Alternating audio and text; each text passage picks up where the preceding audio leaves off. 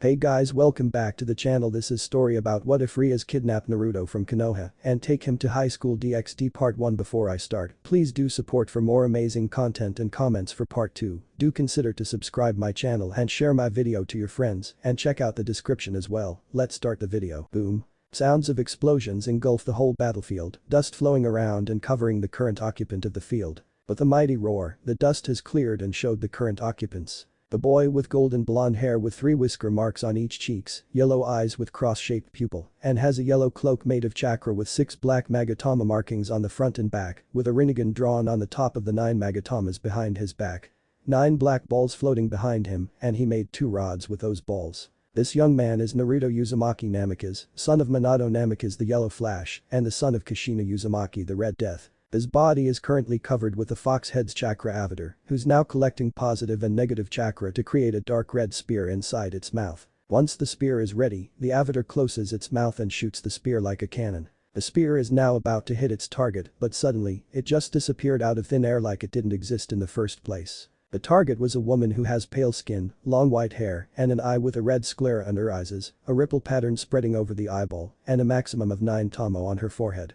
She also has lavender eyes with no pupil and 2 large horns that give her the look of a rabbit. She also wears a white kimono with red patterns on its dress. Despite her beautiful looks, she is actually a very old being that existed during the 6 Paths era. In fact, it's her who gave birth to 2 children, Hagoromo Otsutsuki, the sage of the 6 Paths, and Homura Otsutsuki, the younger brother of the sage of the 6 Paths. The person I was talking about is Kagaya Otsutsuki, the mother of all chakras. But during her era, she used to be feared among all nations.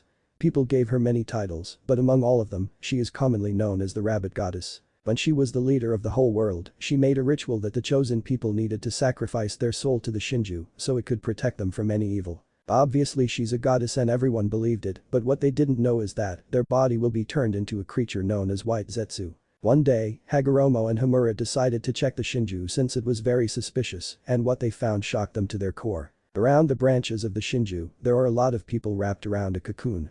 In one particular cocoon, there was a young woman who Hagoromo dearly loved but couldn't confess because of being chosen to sacrifice its life to the Shinju. Now seeing her in this state, Hagoromo couldn't help but cry his heart out and mourn for his love. After mourning for a bit, he angrily opened his eyes and something unexpected happened. His once lavender eyes now turned into red eyes with 1 black pupil in the center. Not only that but 1 magatama also appeared on each eyes. But it didn't stop there. The 1 magatama in his eyes started to spin around the center, and slowly, another magatama appeared around the pupil. But, it didn't stop there either. The magatama kept spinning and evolved further. The 2 magatama kept spinning faster and faster, and then, another one appeared around the pupil, making it 3 magatama spinning around the center. After that, the magatamas stopped spinning and stayed there around the center. Hagoromo was mad, so mad that he didn't even suppress his killer intent, which made Homura sweat in fear. When Hagoromo looked at Homura, he swore that if looks could kill, he would have died 100 times before he could even blink. After the incident of finding out about the true reasons for the ritual, Hagoromo and Homura requested Kagaya to stop the ritual of sacrificing soul to the Shinju. But Kagaya didn't even acknowledge their request and just said to not bring the subject ever again. After that, Hagoromo decided to not bring the subject and train to gain more strength to match Kagaya in an upcoming battle. While Hagoromo is training, Homura decided to stay with Kagaya and try to give Hagoromo as much time as possible. After the Senjutsu training, Hagoromo decided to go back home as quickly as possible to not raise any suspicions. But luck wasn't on Hagoromo's side since he had to fight his brother who was controlled by Kagaya. After giving a fatal blow on Homura's chest, Hagoromo closed his eyes and shed some tears. Then, he opened his eyes and his once red eyes now turned purple. The 3 magatamas slowly started to spin, and then, the magatamas on his eyes slowly stretched out and took a ripple pattern that spreads over the eyeball. When his eyes finally finished evolving into something else, Hagoromo quickly placed Homura down and used a special tag seal to heal him. After finishing healing Homura, they both fought Kagaya and the Jubi for days. After days of restless fighting, Hagoromo and Homura finally defeated Kagaya by sealing her on the moon and sealed the Jubi inside himself. But before he died, he used his Rinnegan's special ability, the creation of all things, to split the Jubi into 9 different entities. And that's how the Sage of the 6 Paths was born. Now after some centuries, Kagaya was resurrected during a war known as the 4th Great Ninja War. The war started when a man with an orange mask appeared on a cage summit. He was requesting, or more like demanding, from the cages to hand over the 2 entities made from the Jubi, the Hachibi and the Kyubi. But when the cages refused to hand over the Bijas, the man declared war against the 5 great nations. During the war, Madara Uchiha, one of the founders of the Hidden Leaf Village, was resurrected to fight against the allied shinobi forces. When someone wants to describe what is annihilation and destruction, then Madara Uchiha is a perfect example. When Madara joined the war, the only thing that happened was pure annihilation and destruction, which can even put all the Bijas to shame. No one could stop this beast known as Madara. Between the war, the Juubi was resurrected by sealing all the tailed beast inside the Jito Meizo. Well, not all, just a portion of Hachibi's and Kyuubi's chakra. And after that, the fake Madara, who's now known as Obito Uchiha, Kakashi's old friend, became the Jinchuriki of the Juubi. Thanks to Naruto and Sasuke, all the Bijas got free, and all thank Naruto for freeing them from Obito. But their freedom wasn't for long, since the real Madara was brought back to life and sealed all the Bijas inside the Jito Meizo again. And after that, he became the next Jinchuriki of the Juubi. If he was a beast before, then you don't even wanna know what he is right now. When Madara was brought back to life, he killed Sasuke for getting in his way in Naruto by extracting the half of Kyuubi from him, and the other half of Kyuubi is currently sealed inside his resurrected Ito Tensei father. Between life and death, Naruto and Sasuke went to an unknown subconscious where they meet the legend, the sage of the 6 paths and the creator of Ninshu. After giving some history lessons to Naruto and Sasuke and also telling them that there has 2 sons reincarnation, Hagoromo gave Naruto the 6 paths yang power and Sasuke the 6 paths yin power. He also helped Sasuke to awaken 1 Rinnegan on his left eye and Naruto to awaken the 6 paths age power, which he likes to call it 6 paths age mode. After that, they have awakened from their temporary slumber and went to Madara to stop him for good. While Naruto and Sasuke were having their temporary nap, Madara was fighting against Might Guy with his 8 inner gates opened. Before Might Guy's 8 gates opening, Madara was just stomping everyone. But when Guy opened his 8th gate, Madara was outmatched for a moment, but after outspeeding and giving many blows to Madara, Guy's life force is fading faster and he's on his last legs. Madara spit some blood from his mouth and stood proudly declaring that, among all shinobis he fought in his life, Guy is the strongest of them all. Guy didn't care and focused his chakra and released all of them at once, causing his chakra to burst out of his body and take the form of a dragon. Then after that, Guy suddenly disappeared and appeared right in front of Madara in a blink of an eye, kicking him hard right on the chest while engulfing him inside the dragon. But after all that, Madara still survived, but barely. Well, Guy is lying down, almost dead. When Madara was about to finish Guy completely with a true seeking orb, Naruto came flying and kicked the orb away from Guy. After using the 6 paths yang power to heal Guy, Naruto attacked Madara by punching him right on the gut, but was blocked when Madara used the Shikujo staff. Even though he blocked the punch, he still got hit by the kinetic force that was created by Naruto's punch. And he didn't stop there. He used his newfound power to make a lava-style Rasen Shuriken and was about to throw at Madara, but he quickly moved away from Naruto, hoping to dodge the attack, but failed when Naruto jumped right back in front of him. When he saw Naruto following right behind him, he used his limbo to at least slow him down, but he sensed it from miles away and quickly dodged a limbo while throwing the shuriken at the same time, causing it to not only cut Madara but also the Shinju. Madara absorbed the Shinju while healing at the same time. At that time Sasuke appeared besides Naruto and fought against Madara. Between the fight, Madara used the infinite Tsukiyomi and captured all the shinobis inside it except Team 7 and the Ito Tensei people. At that time, Madara thought he won, but things went south for him when Black Zetsu backstabbed him and resurrected the mother of all chakra, the rabbit goddess. When Naruto and Sasuke saw her, they couldn't believe that someone like her existed. And like that, they fought against Kaguya. Well, Kaguya shifted dimension after dimension and used other attacks to keep them away from each other, since they both need to touch her to seal her way. And now from here, the battle continued. Kaguya Otsutsuki, the rabbit goddess, absorbed the energy blast known as the tailed beast bomb like it's nothing. Naruto gritted his teeth in frustration. No matter what they throw at her, she either absorbs the attack or counters it with an attack of her own. Sasuke Uchiha, the last survivor of the Uchiha clan, is currently standing right beside Naruto with his purple Susanoo armor active. Naruto. Listen, I need you to throw as many of those shurikens as you can at once. We need to somehow overpower her and look for an opening to place the seal on her.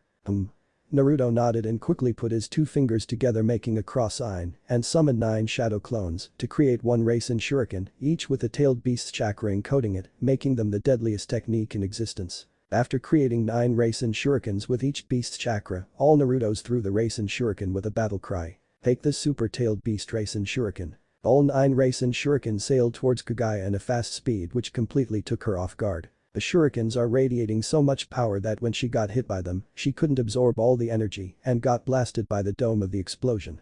When the smoke cleared, Kagaya's body took so much damage that her body got unstable and almost transformed into a 10-tailed rabbit. While Kagaya is trying to control her unstable body, Naruto and Sasuke saw the opening and quickly rushed towards her to place the seal. Soon she got her control back, but suddenly, she felt two pairs of hands on her, one from left and one from right. Both Naruto and Sasuke got very confused.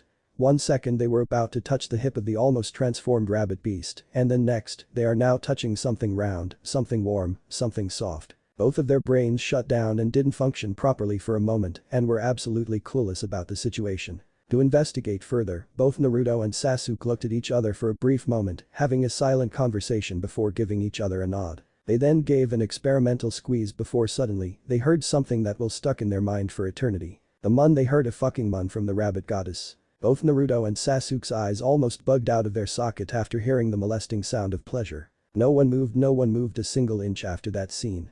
They froze, like a popsicle, like winter just hit them and froze them on their spot. It has been 1 minute, but for them, it's like a millennium has passed.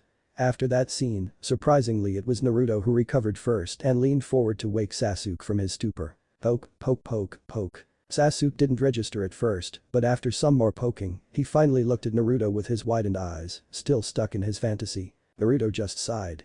If this weren't so serious, he would have laughed and made fun of him. But now it's not the time and he knows that very well. So he raised his hand and slapped him so hard that his hand printed on his right cheek, which woke him up completely from his stupor. When he finally registered what happened, he glared at Naruto for slapping him hard. "Oi loser. Why the hell did you do that for?" Naruto gave another sigh and glared him back. "Bastard. Did you forget what we were about to do before this Databao?" He said the last part with a huge blush while pointing a finger to her chest. With widened eyes, Sasuke slowly followed his finger and saw something that many perverts would die just to see this. Sasuke's eyes almost bugged out again when he saw her breathing and panting while still moaning in pleasure. When he heard her moan, he quickly looked away and blushed like a red tomato. Shut up, I didn't forget about that. I was just shocked, that's all." Naruto snorted hearing his excuse, while Sasuke just scoffed. They then quickly shook their heads and glared at Kagaya with red cheeks. "Granny Rabbit. This is the end," Naruto said with a grin while still blushing. "Now perish from existence," Sasuke said with a stoic face while blushing as well. "Six paths planetary devastation," they both said in unison. Before Kagaya could register what happened, she started to fly to the sky while getting smashed between large boulders and rocks. She started to attract everything like a magnet, like she is the center of a mass gravity itself. Not only that but her chakra also started to deplete at a rapid pace. After a few seconds later, Kagaya finally understood what happened and blushed red in embarrassment. I lost against two perverts and in a very humiliating way. No, I will not accept this." She then glared at them with as much hatred as possible. "Indra, sure you both won the fight, but you haven't won the war," she said so loud that they could hear her even through the sound of rumbling rocks. Naruto widened his eyes but then looked at her with narrowed eyes. "What do you mean we haven't won the war?" Kagaya smirked before grimaced in pain when all the 9-tailed beasts forcefully ripped out of her body and descended towards the ground where Naruto and Sasuke are standing. Even through pain, she still gave him a cruel smirk before her Rin Sharingan blazed with power. "Remember Ashura, the one who defeats a god cannot remain an individual. You are powerful, even more powerful than Indra. But you're not powerful enough to stop the upcoming destruction on your world." She gave her last words before her entire body covered by boulders and rocks, and slowly, it took the shape of a moon. Naruto and Sasuke just stared at the now newly created moon with many thoughts on their mind. Naruto, who's now staring at the moon with widened eyes and thought. Destruction. What the heck is she talking about? He asked particularly to no one but himself. While Naruto was thinking, Sasuke stared at the moon with extreme anger. No, calling it anger would be an understatement. He is furious, extremely furious, like an active volcano that has just erupted and wanted to destroy everything on its path. And currently, Naruto is standing right there. This fool, this idiot is stronger than me. I don't believe it. No, I will prove that I am the strongest. That I'm the one and only strongest shinobi alive. Before Naruto and Sasuke could continue their thoughts, they and the rest of the beasts suddenly disappeared from the dimension with a puff of smoke. Original dimension. Poof. Everyone blinked and started to look at each other with anticipation and confusion. "Welcome back everyone." Everyone suddenly heard someone's voice from behind them and looked at Hagoromo with surprise. "Super GG, but how?" Before Naruto could ask, Hagoromo stopped him by raising his hand and said only 2 words. "Reverse summoning." Naruto slightly widened his eyes and nodded in understanding. He was about to open his mouth to ask more questions, but a high-pitched voice, which made all the tailed beast cringe in disgust, suddenly interrupted him. "Sasuke-kun. You are back." To Sasuke's irritation, a certain pink-hair kunoichi, no, not a kunoichi, a howler monkey screeched while hugging Sasuke from behind. Sasuke growled in annoyance. "Sakura, get off me right now." Sasuke yelled while the howler monkey, now named Sakura, didn't give a shit and continued to hug him tighter, which made his skin turn blue. Naruto, who was watching all this, barked out in laughter. Ha ha ha ha ha. While Naruto is laughing, the tailed beast looked at the last Uchiha with pity. Before anyone could do anything, they heard Kakashi's voice and stopped what they were doing. Is it just me? Or the moon is actually getting bigger and bigger? When they heard what Kakashi said, everyone except Sasuke widened their eyes and quickly glanced at the moon. When Kurama looked at the moon, he got absolutely horrified at realizing what's happening. Hagoromo also caught on to him and realized what's happening. The Moonites, everyone stared at Kurama with widened eyes. They never saw this side of Kurama, so horrified and scared. What's going on, Kurama? What happened? Naruto asked with a bit frantic tone. Kurama didn't say anything and just stared at the moon with that horrified expression. The moon is not getting larger, it's getting closer. It was Hagoromo who answered. Everyone stared at Hagoromo like he grew a second head. I mean, no disrespect, Sage-sama, but what do you mean that the moon is getting closer? Kakashi asked with a respectful tone. Before Hagoromo could further explain, Sasuke beat him to it. It's Kagaya. Now everyone is staring at Sasuke, who just ignored and further elaborated. When I and Naruto finally managed to seal Kagaya in a really awkward situation, Naruto and Sasuke both blushed, which no one noticed except Kakashi, who's eyeing them in suspicion. Sasuke quickly shook his head and continued, trying to not remember the scene and fighting through his blush. When we finally used the seal on Kagaya, before she could fully get sealed, I saw her using a huge amount of chakra on the eye on her forehead, and she said some few words. He said the last part with venom. When everyone heard his voice, they raised an eyebrow while Naruto widened his eyes in realization. So that's the destruction she was talking about. Now everyone, including Kurama, looked at Naruto in confusion. When Naruto saw the confusion on everyone except Sasuke, he further elaborated. Granny Rabbit's last word was, the one who defeats a god cannot stay an individual. She also said that I'm strong but not strong enough to stop the upcoming destruction on our world. When she said destruction on our world, I think that's what she meant. He then pointed a finger at the moon. Hagoromo now understood what happened. I see. So Mother used her space-time jutsu to push the moon towards our world. Her plan was to destroy the world by crashing the moon, which will cause a huge explosion, far greater than the 10 tailed beast bomb, and will cause many natural disasters which will slowly destroy the world. When everyone except Naruto, Sasuke and Kurama heard the explanation, they widened their eyes and fearfully looked at the approaching moon that's about to destroy their world. Naruto looked at Hagoromo with desperation.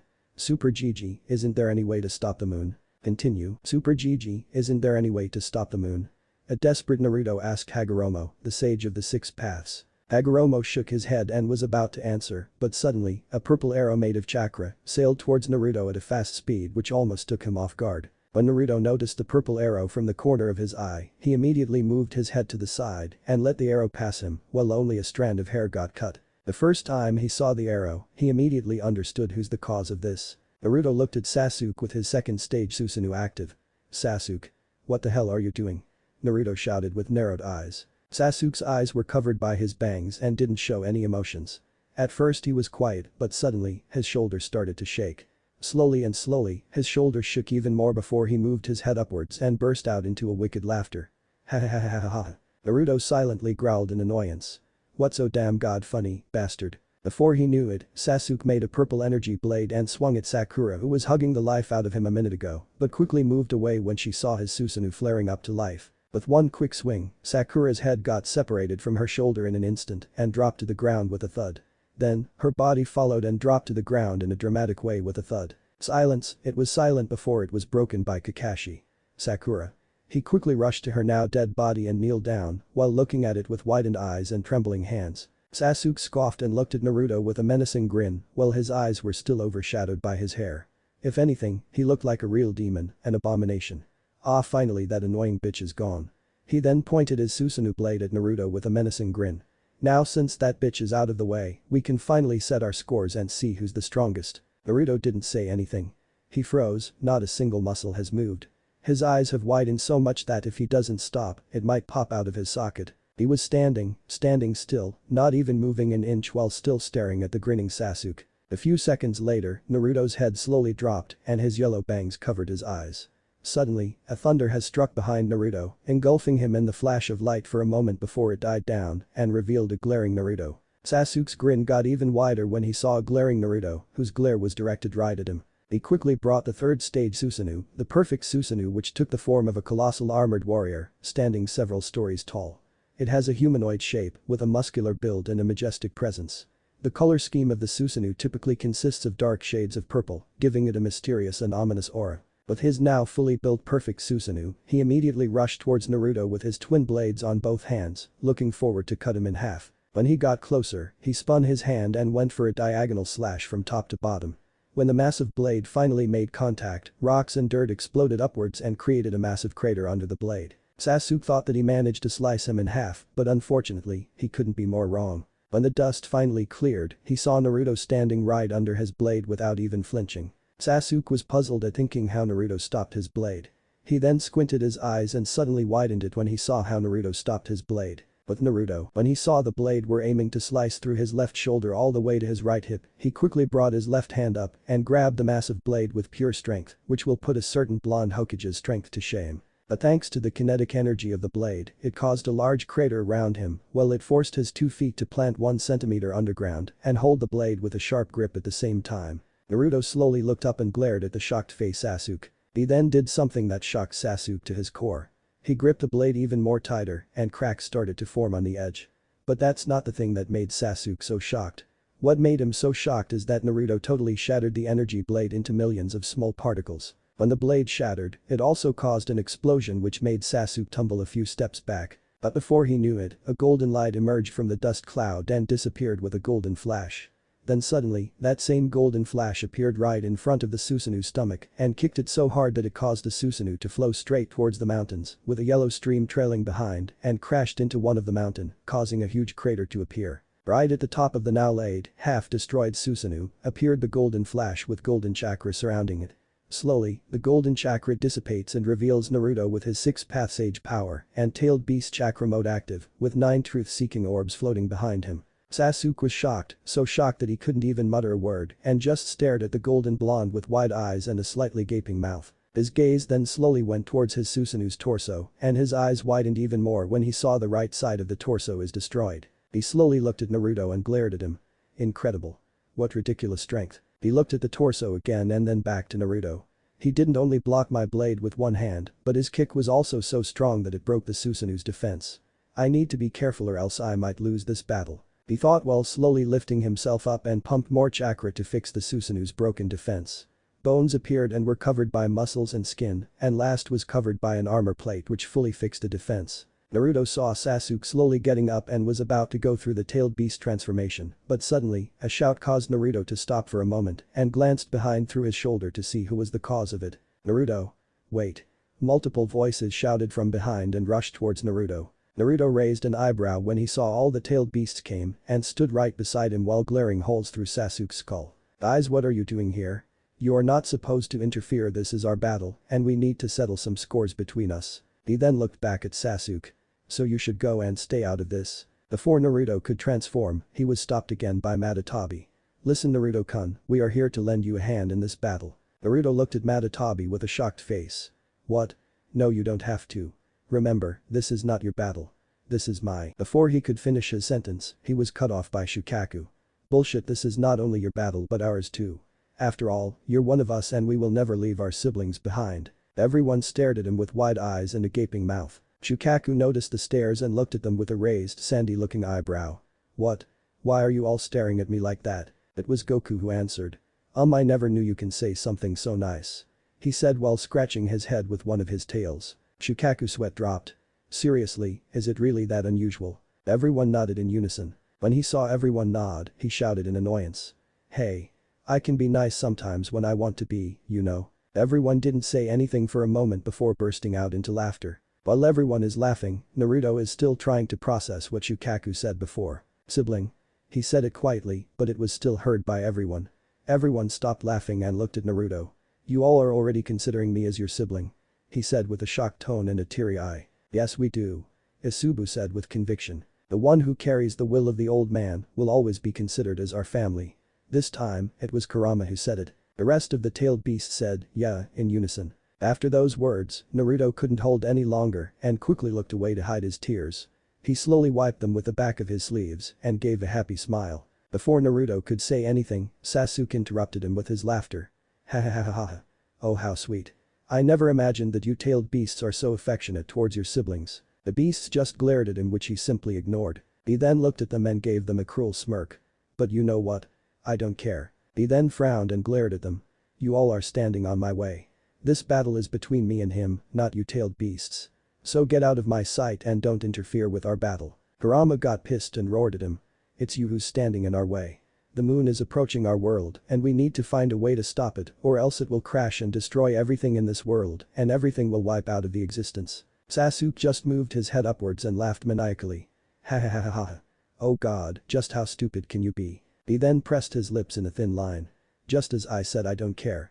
Now move or else. Sasuke was cut off by Kurama. Or else what, you Uchiha bastard. He charged at Sasuke with an impressive speed while preparing for a tailed beast bomb. Before he could get closer, Sasuke gave a small grin while his Rinnegan blazed with power. Suddenly, Kurama stopped and the tailed beast bomb disappeared with the black and red particles. Not only Kurama but also the other tailed beast also stopped moving and just stared at space. Naruto was about to stop Kurama, but he stopped himself when he noticed Kurama's behavior. With curiosity, Naruto went closer to Kurama and saw two glowing Rinnegan on each eye. He widened his eyes and looked back to see the same thing happening to others. When he saw what happened, he shouted. Eyes. Naruto shouted when he saw the other tailed beasts are also put into Genjutsu. Sasuke had an amused smirk on his face. Or maybe, I can use them to my advantage. Naruto heard him and widened his eyes at realizing what his former best friend is planning to do. Sasuke brought his hands together in a serpent sign and shouted. Planetary devastation. Suddenly, all the tailed beasts slowly floated towards the sky and each of them started to pull everything in their vicinity and created 9 asteroids which held every tailed beast each. Naruto didn't say anything and just stared at the floating asteroids that contained all the tailed beasts inside. He then slowly brought up his gaze to Sasuke and glared at him. Sasuke just smirked and started to fly towards the sky. Naruto saw this and got ready. He quickly brought his Kurama avatar mode, which looks like a giant golden fox with 9 tails swinging behind it. Sasuke saw his avatar mode and got ready, with a Chidori on his Susanu's left hand. Naruto saw the Chidori and quickly charged a tail beast bomb between the avatar's jaw. When both saw each other's respective attacks, they both gave a battle cry and charged at each other. Sasuke dive bombed at Naruto with a Chidori, while Naruto jumped toward Sasuke with the tail beast bomb. Slowly, their attacks got closer and closer and then, boom. The two attacks collided with each other and created a huge explosion while engulfing them at the same time. When the explosion was finally cleared, it showed 2 almost destroyed avatars floating against each other. For a moment, it was silent. But then, the silence was broken by both Naruto and Sasuke's battle cry when they both charged at each other once more, Sasuke preparing his energy blade, while Naruto brought both hands forward to block it. Sasuke went for a vertical slash, but Naruto stopped it by grabbing it with both hands. He then let go of his blade and ducked down to thrust and strike a Chidori on its chest. While Naruto's hands are in the air, he still managed to stop the attack by smacking its hand away with one of its tail. When the Chidori got passed through his right side, he quickly tossed the blade and spun around to give him an elbow strike to its jaw. The elbow connected on the Susanu's left jaw and sent him flying towards the ground. But Naruto didn't stop there and dive bombed at Sasuke. Sasuke crashed on the ground with his Susanu's left jaw destroyed. When he saw Naruto dive bombing at him, he fired multiple fireballs to damage him and slow him down. But unfortunately, Naruto swiftly dodged all of the fireballs and pinned Sasuke on the ground. His back is facing the ground while Naruto stood at the top of him while charging a tail beast bomb on its mouth. For a moment, both stared at each other's eyes and saw many flashbacks on their mind. They saw their childhood memories and saw their own suffering. Sasuke, who was castrated by the villagers for being Itachi's brother, a criminal's brother who slaughtered his own clan. They despised him for Itachi's action. They also gave him the nickname Kin of the Betrayer. And then Naruto, who was castrated by the villagers for being Kurama's Jinchuriki, the 9 tails Jinchuriki. They despised him for Kurama's attack on the village on the day of his birth. They also gave him the nickname Demon Fox Reincarnate. When their flashbacks ended, Naruto looked at Sasuke with a sad yet sympathetic expression. Sad because not only him but Sasuke also had to go through all those hardships. Sympathetic because he sympathized with him, since both had a rough childhood. While Sasuke didn't show any emotions, from inside he's feeling sad, sympathetic, guilty, and happy at the same time. He felt sad and sympathetic because of the same reasons. He felt guilty because if the circumstances were different, they could have become more than best friends. They could have become brothers. Not the brothers of blood and name, but the brothers of hardships and pain. And he felt happy because Naruto was the only one who didn't give up on him. Everyone gave up on him, but Naruto was the only one who didn't. He is the only one who wanted him to come back and grow their bonds. And he was the only one who wanted them to be like brothers. But it was too late. He quickly squashed those feelings and brought up his dark side. He grinned. When Naruto saw his grin, he got alert, but unexpectedly, he got struck by the lightning dragon who was biting the avatar on the neck. Sasuke whispered. Kirin. Then he used the heavenly hands technique to switch places with a floating rock. Naruto got paralyzed temporarily. He couldn't move a muscle.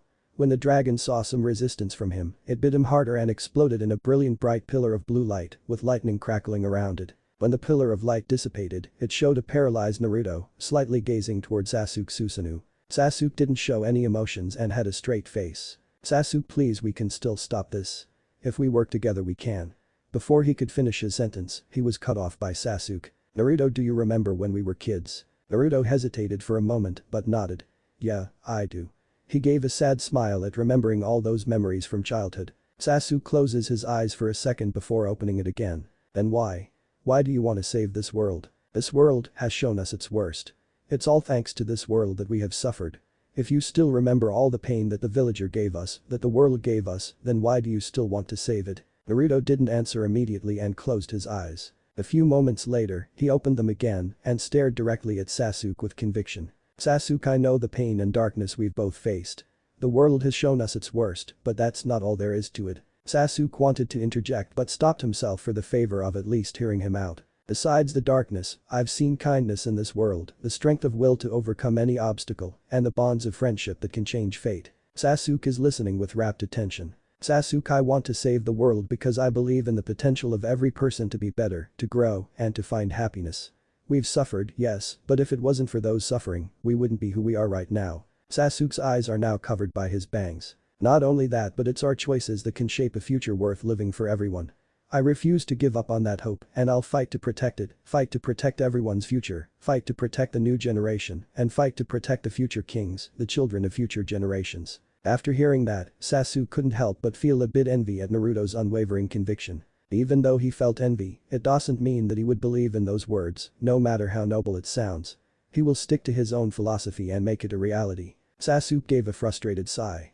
He then shook his head and stared at Naruto's sky-blue eyes with disappointment. You are naive, Naruto, you are naive. That kind of thinking will always drag you to failure. This world won't understand the meaning of pain unless someone shows it to it. This world needs salvation. He then looked at the very close moon with a dreamy look. That moon will be the start of salvation. And you will not and cannot stop it. He then stared at Naruto with one hand seal.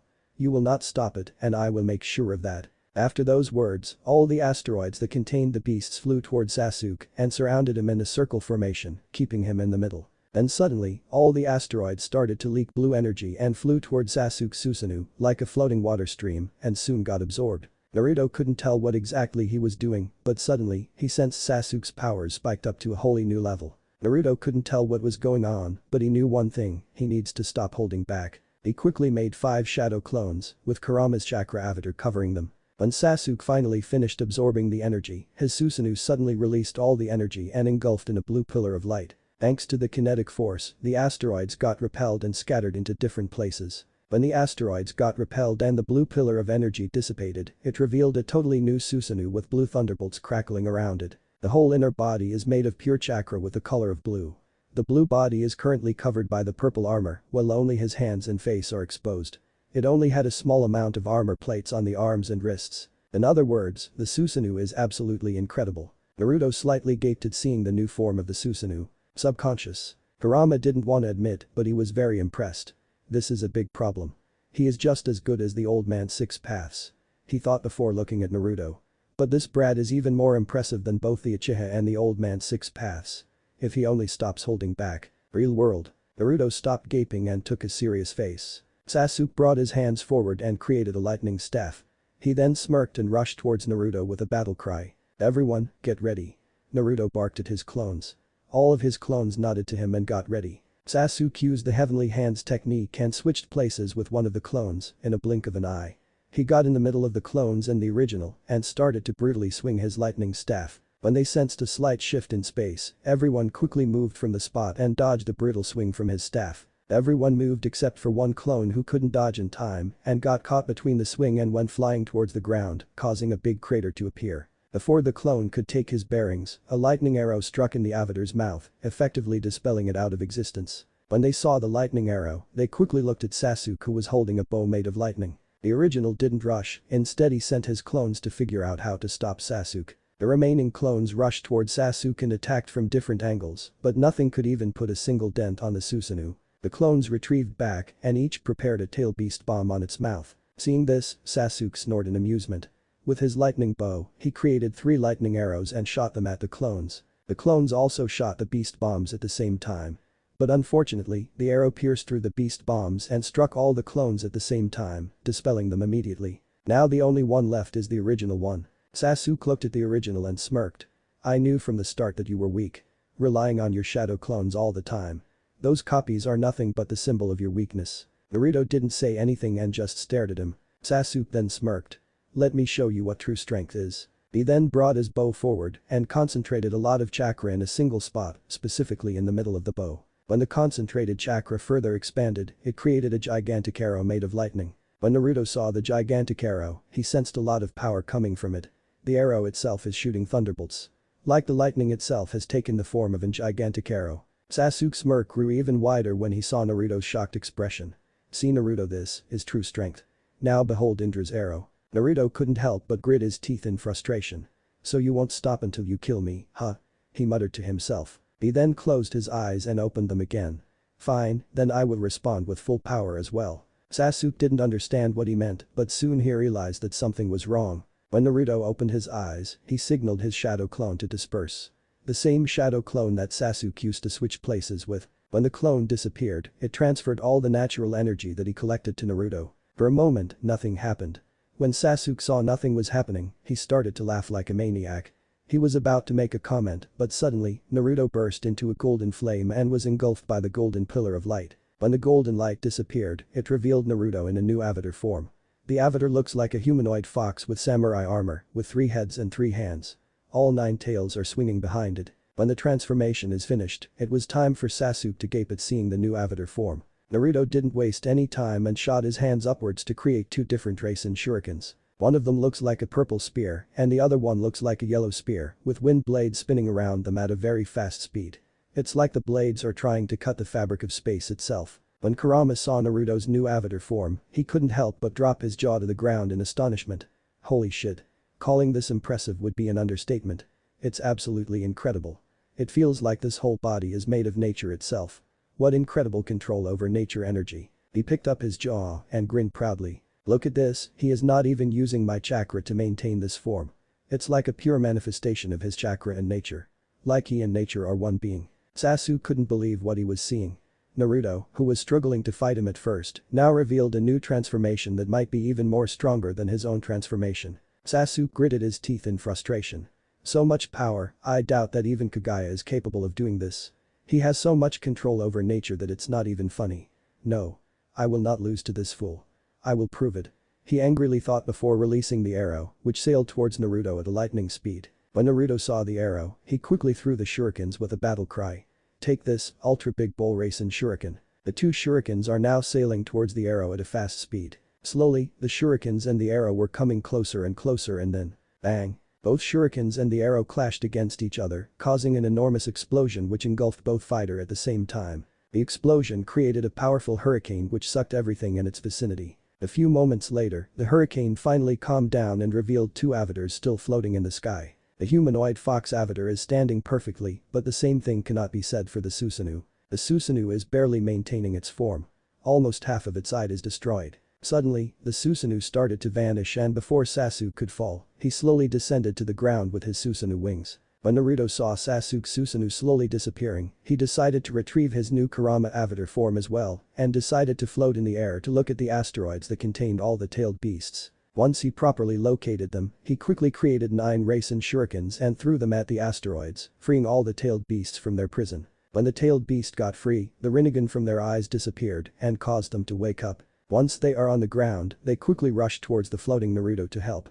But after coming closer, they saw a defeated stuck up in the ass of an Uchiha panting on the ground. They looked at Naruto with pride and joy. Sun gave him a pat on the back for good job well done, which almost knocked his breath out. Madatabi also gave him a pat but much more gentler than Sun's. Kurama just gave him a fist bump with a proud grin. Before everyone could celebrate further, Shukaku looked at Sasuke with anger. What should we do with that bastard? Everyone immediately stopped what they were doing and looked at Sasuke with anger and hatred. Even though I really want to erase the Uchiha clan from the existence, it's still Naruto who defeated him in the first place. So he is the one who should decide what to do with him. Kurama said, which he got a thankful nod from Naruto. Naruto slowly floated down towards Sasuke, who simply just glared at him with jealousy and anger. Jealous because Naruto proved that he is stronger than himself, and angry because he couldn't prove that he is the strongest, that he is stronger than Naruto. When Naruto landed right in front of Sasuke, who was kneeling down, his golden form dissipated and went back to normal. They both stared at each other for a few seconds before Naruto spoke up. Sasuke listened. Naruto was cut off by Sasuke. Don't give me those craps. They are nothing but hopeless words that will lead only to failure. He said the last words before charging a Chidori and thrusting it right on his face. If this were someone else, the Chidori would have pierced a person's head in a second, but this is Naruto we are talking about. Before the Chidori could touch his face, Naruto quickly caught it by the wrist and held it tightly. The Chidori is now a few centimeters away from his face. Naruto was staring at the Chidori for a few seconds before looking at Sasuke, who only looked at him with more anger and hatred, which caused him to flinch. Naruto closed his eyes and shed a drop of tear before opening it again and looked at Sasuke with a hardening gaze. Sasuke, no matter how much I try to tell you, try to help you, and try to understand you, you always push me away and move on your own. He then shook his head and sighed. No matter how much I try to change you, you will never change. You have truly fallen to the darkness. In my whole life, if I truly regret something, that it would not be able to save you from your darkness. He shook his head again before bringing his other hand forward. He then started to charge lightning on his hand. When Sasuke saw the lightning, he widened his eyes in shock. This Kakashi's lightning blade. Naruto nodded. It is the more powerful version of Chidori. He then moved his hand to the side, the one he was holding Sasuke's Chidori, and thrust the lightning blade right on his chest. Time has slowed down, the lightning blade is slowly approaching Sasuke. For a second, Sasuke closed his eyes and started to think about his past. In 1 second, memories started to flood in his mind. He remembered the day when Itachi and his father praised him for learning the fireball jutsu. That was his happiest day in his life. But from there, his happiest day went downhill after the night when Itachi massacred their whole clan. With that, Sasuke opened his eyes and gave Naruto a smirk. The scene is still going on in slow motion. When Sasuke slowly smirked, Naruto widened his eyes at realizing what position they are in right now. While Naruto is still holding his left hand, he forgot his right hand, which is approaching his chest at a fast speed with a Chidori. Both are vulnerable right now. The Chidori and the lightning blade are too close to dodge. And like that, both the Chidori and the lightning blade pierced each other's chest. Both Naruto and Sasuke coughed out blood from their mouth. None of them moved a single muscle. They just stayed like that while still keeping their hands inside each other's chest. Both are slowly breathing heavily. Besides the pain, Sasuke still smirked. If I'm going down, then I'm taking you with me. He said before his Rinnegan blazed with power. Before anyone could do anything, a huge dark purple portal opened right under their feet and sucked both of them inside. Naruto. The tailed beast shouted before all of them jumped right at the portal without any hesitation. When the last tailed beast jumped at the portal, it closed itself and disappeared out of thin air. Inside the wormhole, Naruto and Sasuke were unconscious and falling at a fast speed. Soon, they were caught up by the other tailed beasts. Kurama, who was screaming like a bitch at the moment, saw Naruto's dying state and quickly went closer to him so he can enter the seal. But for some reason, he couldn't get into the seal, and not only that, but for Kurama's horror, the other half of the 9 tails got extracted and merged with him back. When that happened, Jayuki asked with a panicked tone, having a good idea what exactly happened, but asked anyway. What's going on, Kurama? Aren't you supposed to get into the seal and will? Kurama didn't say anything for a few seconds, but soon nodded. Yes, but for some reason, I couldn't enter his seal. Not only that, but my other half also got extracted and merged back with me. He said with a serious tone. Now what? How can we keep him alive? This time it's Shukaku who asked. Kurama didn't say anything and just closed his eyes to focus his chakra in his palm. When Jayuki realized his action, he widened his eyes in shock. Seriously, Kurama, you will go that far just to keep him alive? I understand that he is a special human, but still turning yourself into a chakra fruit just to save him. Jayuki, you're wrong. Everyone looked at Madatabi with confusion. What do you mean, Madatabi-chan? Son Goku asked with confusion. Yeah, if that human isn't special, then why would the stupid fox sacrifice himself to save him? Shukaku asked. Madatabi just shook her head and sighed. It's simple, Kurama is not saving him because he is a special human. She then shook her head again and pointed her paw at both of them. No, Kurama is saving him because this human is special to him. She said, which made everyone's eyes wide except for Matatabi herself and surprisingly Shukaku. Shukaku, because despite being sealed inside Gaara and manipulating him during his childhood, he still cared for him because Gaara felt the same way as well. And he knows better than anyone how much Naruto meant to Kurama. I see. I understand how this stupid fox feels.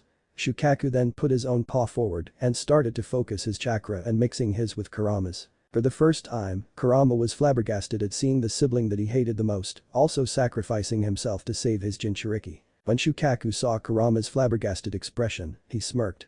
What stupid fox? Why is your face so priceless? Kurama blinked once, then twice, then the third time, and then he shouted in confusion. Why the hell are you sacrificing yourself, Shukaku? This isn't a game. You will die forever and never ever will be able to reborn again. He said with a worried tone. Everyone was very surprised to see this side of Kurama, especially Shukaku, since Kurama always calls him Raccoon and not by his name. Shukaku was very surprised but soon gave a smirk. You don't need to know that. Besides, be grateful that I'm even going this far for your Jinchuriki. After that, Kurama didn't say anything and stayed quiet while continuing doing his thing. After their small interaction, the other tailed beasts realized how much Naruto meant to Kurama.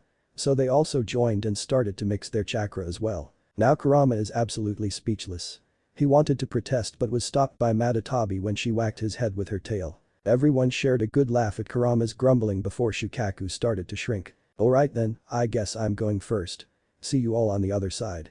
He said before he turned into a small, sandy flaming ball of chakra. After that, it was Matatabi who turned into a blue flaming ball of chakra. Then it was Isubu, then Son Goku, then Kakuo, then Seiken, then Chimei, then Jayuki, and then at last, Kurama, who was about to turn into a golden flaming ball of chakra, but was stopped by someone calling his name. Kurama. When he heard someone calling his name, he quickly started to look around and saw Naruto looked at him with half-lidded eyes. He quickly went closer and kneeled down so he could hear his voice. Yes, brat, what's up? He asked like they were talking about weather. Hey Kurama, why? Why are you doing this? Naruto asked with sadness and confusion. Why what? He asked, acting ignorant to his question. Even with half-lidded eyes, Naruto gave him a hard glare which made him flinch. Don't act in front of me, Kurama. You know what I mean. Kurama gave a defeated sigh. His ears dropped and he looked down in melancholy. After getting his thoughts, he looked back at Naruto with a sad expression. Naruto, I was sealed inside you since your birth. I have watched you since your childhood. Everyone bullying you, beating you, castrating you, and even goes as far as raping you. Naruto winced at remembering that particular memory. Everyone hated your guts and wanted to kill you. You have every rights to be mad at them, and yet, you still forgave them for their actions. You never have fallen to the darkness and always moved forward. Besides your obsession over Hokage, you also searched for peace, so no one will go through the pain that you have been through. He then chuckled. You just remind me of Old Man Six Path so much that I just couldn't help but put my trust in you. You're like a little brother to me. When Kurama said the last part, the dam has broken, and tears started to fall from Naruto's eyes like a stream of water. Thanks Kurama, for everything. He muttered while sobbing. Kurama gave him a smile. You're welcome, kid. He said before getting serious. Listen Naruto, after I turn into a flaming chakra, mine and the other's chakra will merge together and will create a chakra fruit at the size of your palm. Once the fruit comes to your hand, I want you to eat it. Naruto wanted to protest but was cut off by Kurama. And one more thing Naruto.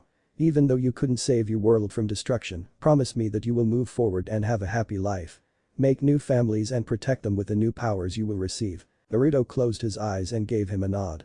I promise Kurama, I promise. He then opened his eyes and gave him a grin. Besides, you know very well that Naruto Uzumaki never goes back on his words. Kurama gave him a proud smirk before raising his fist forward for a fist bump. Good, now don't you dare cry over me and act like an emo chiha. Naruto nodded and gave him a fist bump. Alright Kurama, I will try. I might be a bit mopey, but I won't be an emo. Kurama then chuckled, then it turned into a full-blown laughter. Ha ha ha ha. That's acceptable. He then started to shrink and was about to turn into a golden flaming ball of chakra before giving him the last words. Farewell Uzumaki, see you next time. He said with a huge grin before fully turned into a flaming ball of chakra. Farewell Kurama, I hope we can meet again. He said with teary eyes. But he quickly blinked the tears away and watched the chakra in fascination. When Kurama turned into the flaming ball of chakra, the other chakra merged with his and slowly turned into one red flaming ball of chakra that looked almost like the color of blood. The new chakra is about to become a chakra fruit, but suddenly, unknown to Naruto, a transparent person who was watching him also turns into a flaming ball of chakra, which has the color of silver. And when the chakra tried to merge with the other chakra was about to reject, but suddenly, they just gave in and let the silver chakra dominate the rest. And then slowly, the red blood chakra now turned into silver and slowly, it turned into a chakra fruit. Then the chakra fruit slowly went toward Naruto's open palm and rested on his hand. Naruto curiously looked at the chakra fruit. But before he could look at it further, his vision started to get blurry and slowly losing consciousness. But before he could lose his consciousness, he quickly ate it up as fast as possible and slowly waited for any effects. But unfortunately nothing has happened and Naruto slowly lost his consciousness. Unknown to Naruto, his body did have an effect. His once pierced chest is now completely healed like it wasn't there in the first place. Not only that but on his left palm, there's a diamond-shaped symbol which was glowing silver before it died down and turned into black. Subconscious. So he is the last survivor of that planet. And he is a very strong human.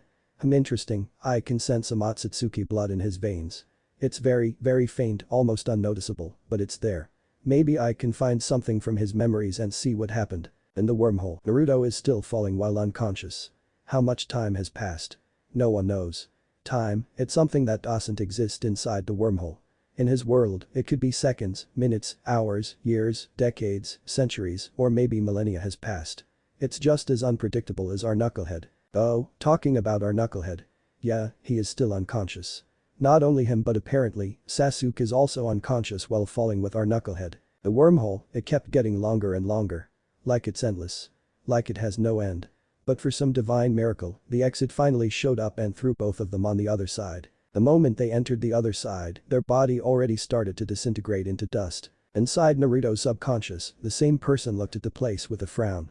This is bad, if he stays in that place for too long, his whole body will disintegrate and soon, nothing of him will be left. He then looked at the unconscious Naruto from the subconscious. He scratched the back of his head and thought. I don't know how long his body can handle the karma seal, but I need to do something soon. He was pacing around frantically while trying to think.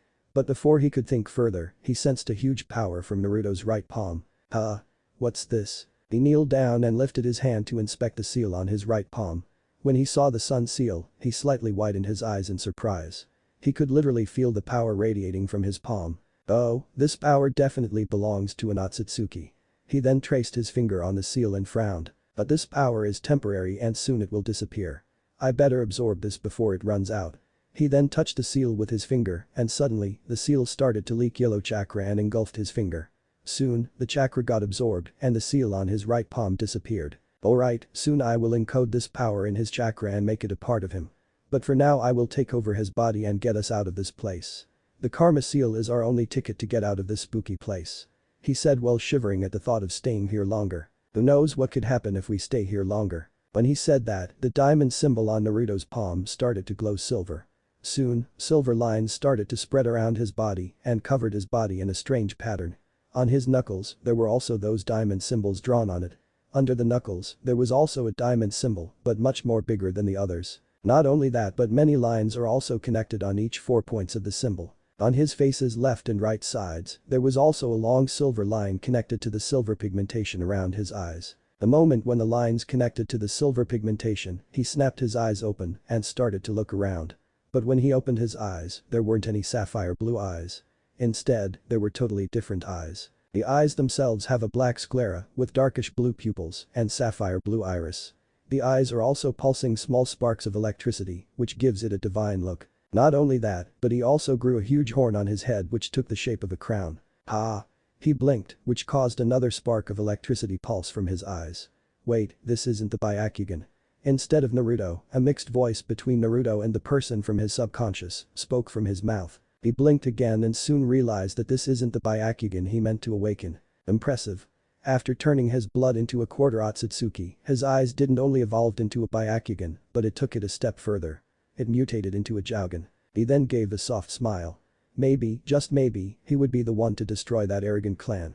He thought before noticing Sasuke floating right beside him. When he looked at Sasuke, he saw the same power signature radiating from his palm. The same power signature that was on Naruto's right palm. The Jougan is not only giving him the X-ray vision, but it also shows him the chakra pathways that is directly connected to the nervous system. And currently, in Sasuke's palm, a different kind of chakra is connected to the nervous system which is circulating his chakra all the way to his chakra coil. The person who's in control of Naruto's body slowly went closer to Sasuke and lifted his hand to see a different kind of seal on his palm. This seal is different, yet it's radiating that same power signature, but different at the same time. And it's also a temporary power. He then looked at Sasuke's wounded chest and disintegrating body with a frown. I don't have the ability to heal him, and he is already halfway disintegrated. He then looked at his half-moon seal and hummed. He is gonna die anyway, so I should take that seal as well and quickly leave this place as soon as possible. He then looked at a specific place and narrowed his eyes. I sense a huge power approaching us. I have no doubt that this boy alone can give that thing an equal fight. He then looked at Naruto's hand and squeezed it. But he is currently weakened and unconscious. And I won't be able to use the karmas and the Jogen's full potential, at least not now. He then quickly looked back at Sasuke and lifted his hand to absorb the chakra from the seal. Once he finished absorbing it, he quickly left his hand before it disintegrated as well. He sighed in relief. Done, now the only thing left is. Before he could finish his sentence, the Jogen started to glow blue and suddenly, a vision appeared in his mind. When he saw the vision, he widened his eyes and quickly counted 5 to 1. 5, 4, 3, 2, 1, now. He quickly flew upwards in a silver flash and disappeared from the spot. The moment he moved from the place, a large crimson beam passed through the spot. When he dodged a beam, he soon appeared at the top of it and watched the rest of Sasuke's body getting annihilated. When the beam finally stopped, he tried to look for the one who launched the beam. But there was no one. It's like the beam just came out of nowhere. When he was about to move, the Jogen glowed again and another vision appeared in his mind. He narrowed his eyes when he saw the vision. So that thing is using some sort of invisibility technique. No wonder why I can't see it. He thought before quickly looking up and disappeared in a silver flash, effectively dodging the giant crimson fireball that was launched from above. The moment he disappeared, he appeared again in a silver flash and stayed a few meters away from the crimson fireball. The fireball kept going downwards in the unknown space, and suddenly, it exploded in a crimson light. When the fireball exploded, it radiated a lot of heat which made him a bit sweaty. Whoa, that would have been really bad if that hit me.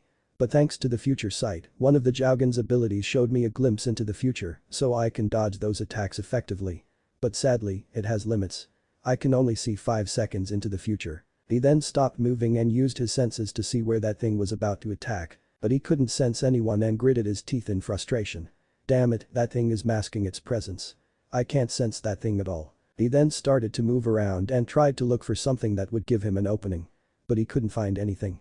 Before he could look further, the future sight showed him another vision. He quickly moved to the side in a silver blur and dodged a huge paw that was about to hit him diagonally on the head. When he saw the paw, he widened his eyes in shock. What the hell is that?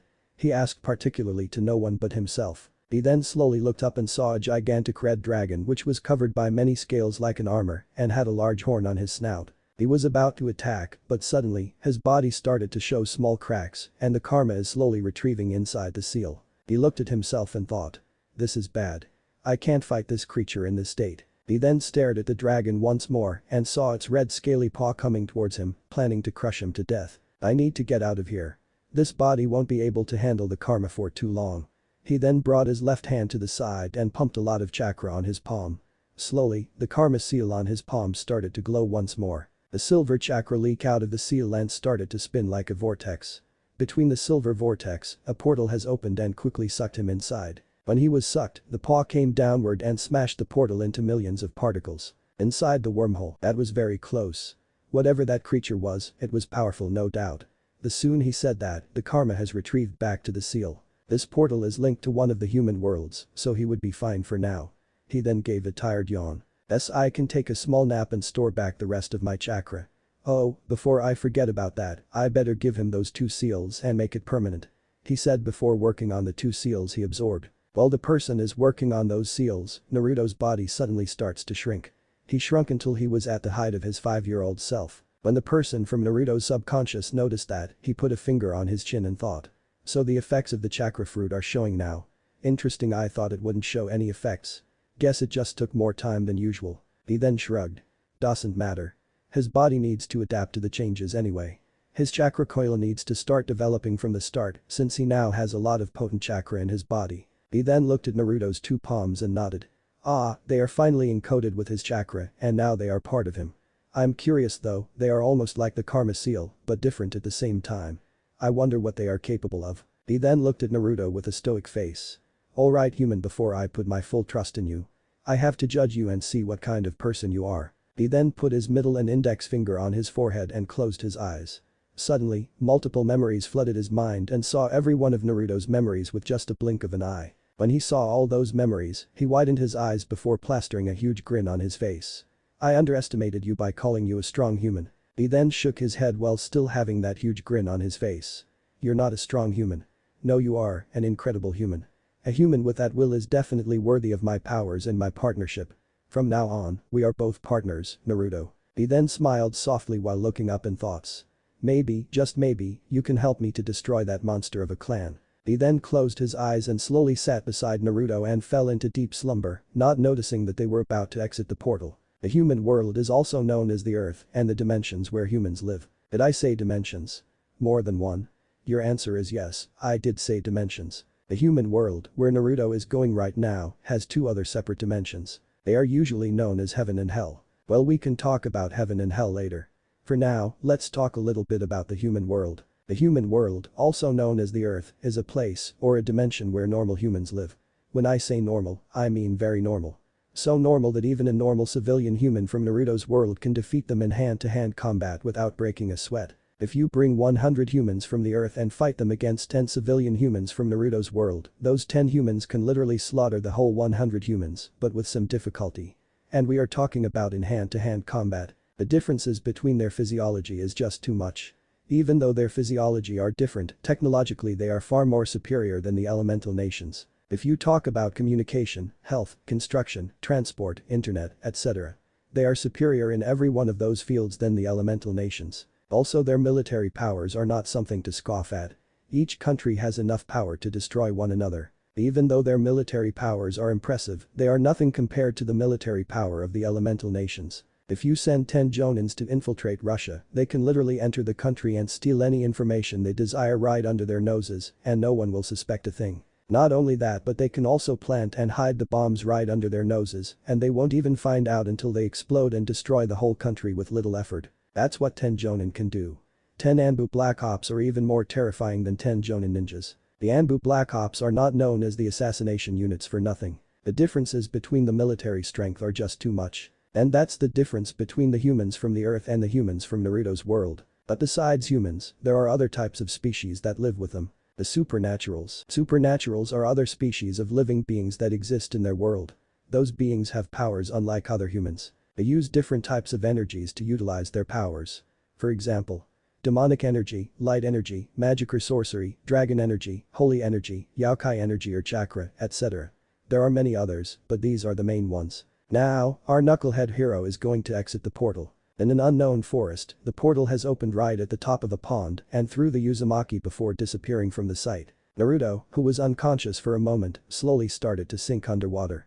Multiple bubbles started to come to the surface and popped one by one. When the bubbles stopped surfacing, a shadow slowly started to appear at the surface. Slowly, the shadow got darker and darker. The water of the surface started to waver and waver. Suddenly, the waves went upwards like a geyser and then, splash. From the geyser came out our knucklehead hero, who's currently gulping air like a man in a desert, desperately drinking water like no tomorrow. Cough, cough, cough, cough, cough. Damn, what the hell happened, where the hell am I? He suddenly stopped talking when he noticed his voice. It sounded squeaky, a bit childish. With horror and slight curiosity, he looked down and saw his reflection. He blinked once, then twice, then the third time and then, he shouted at the top of his lungs. Ay. What the hell just happened to my body? After shouting, he took a deep breath before slowly looked at his small hands and squeezed it. What just happened? Was this the side effect of eating the chakra fruit? He thought before gulping in nervousness. He then slowly walked out of the pond and went towards a tree with a shaky step. Achoo.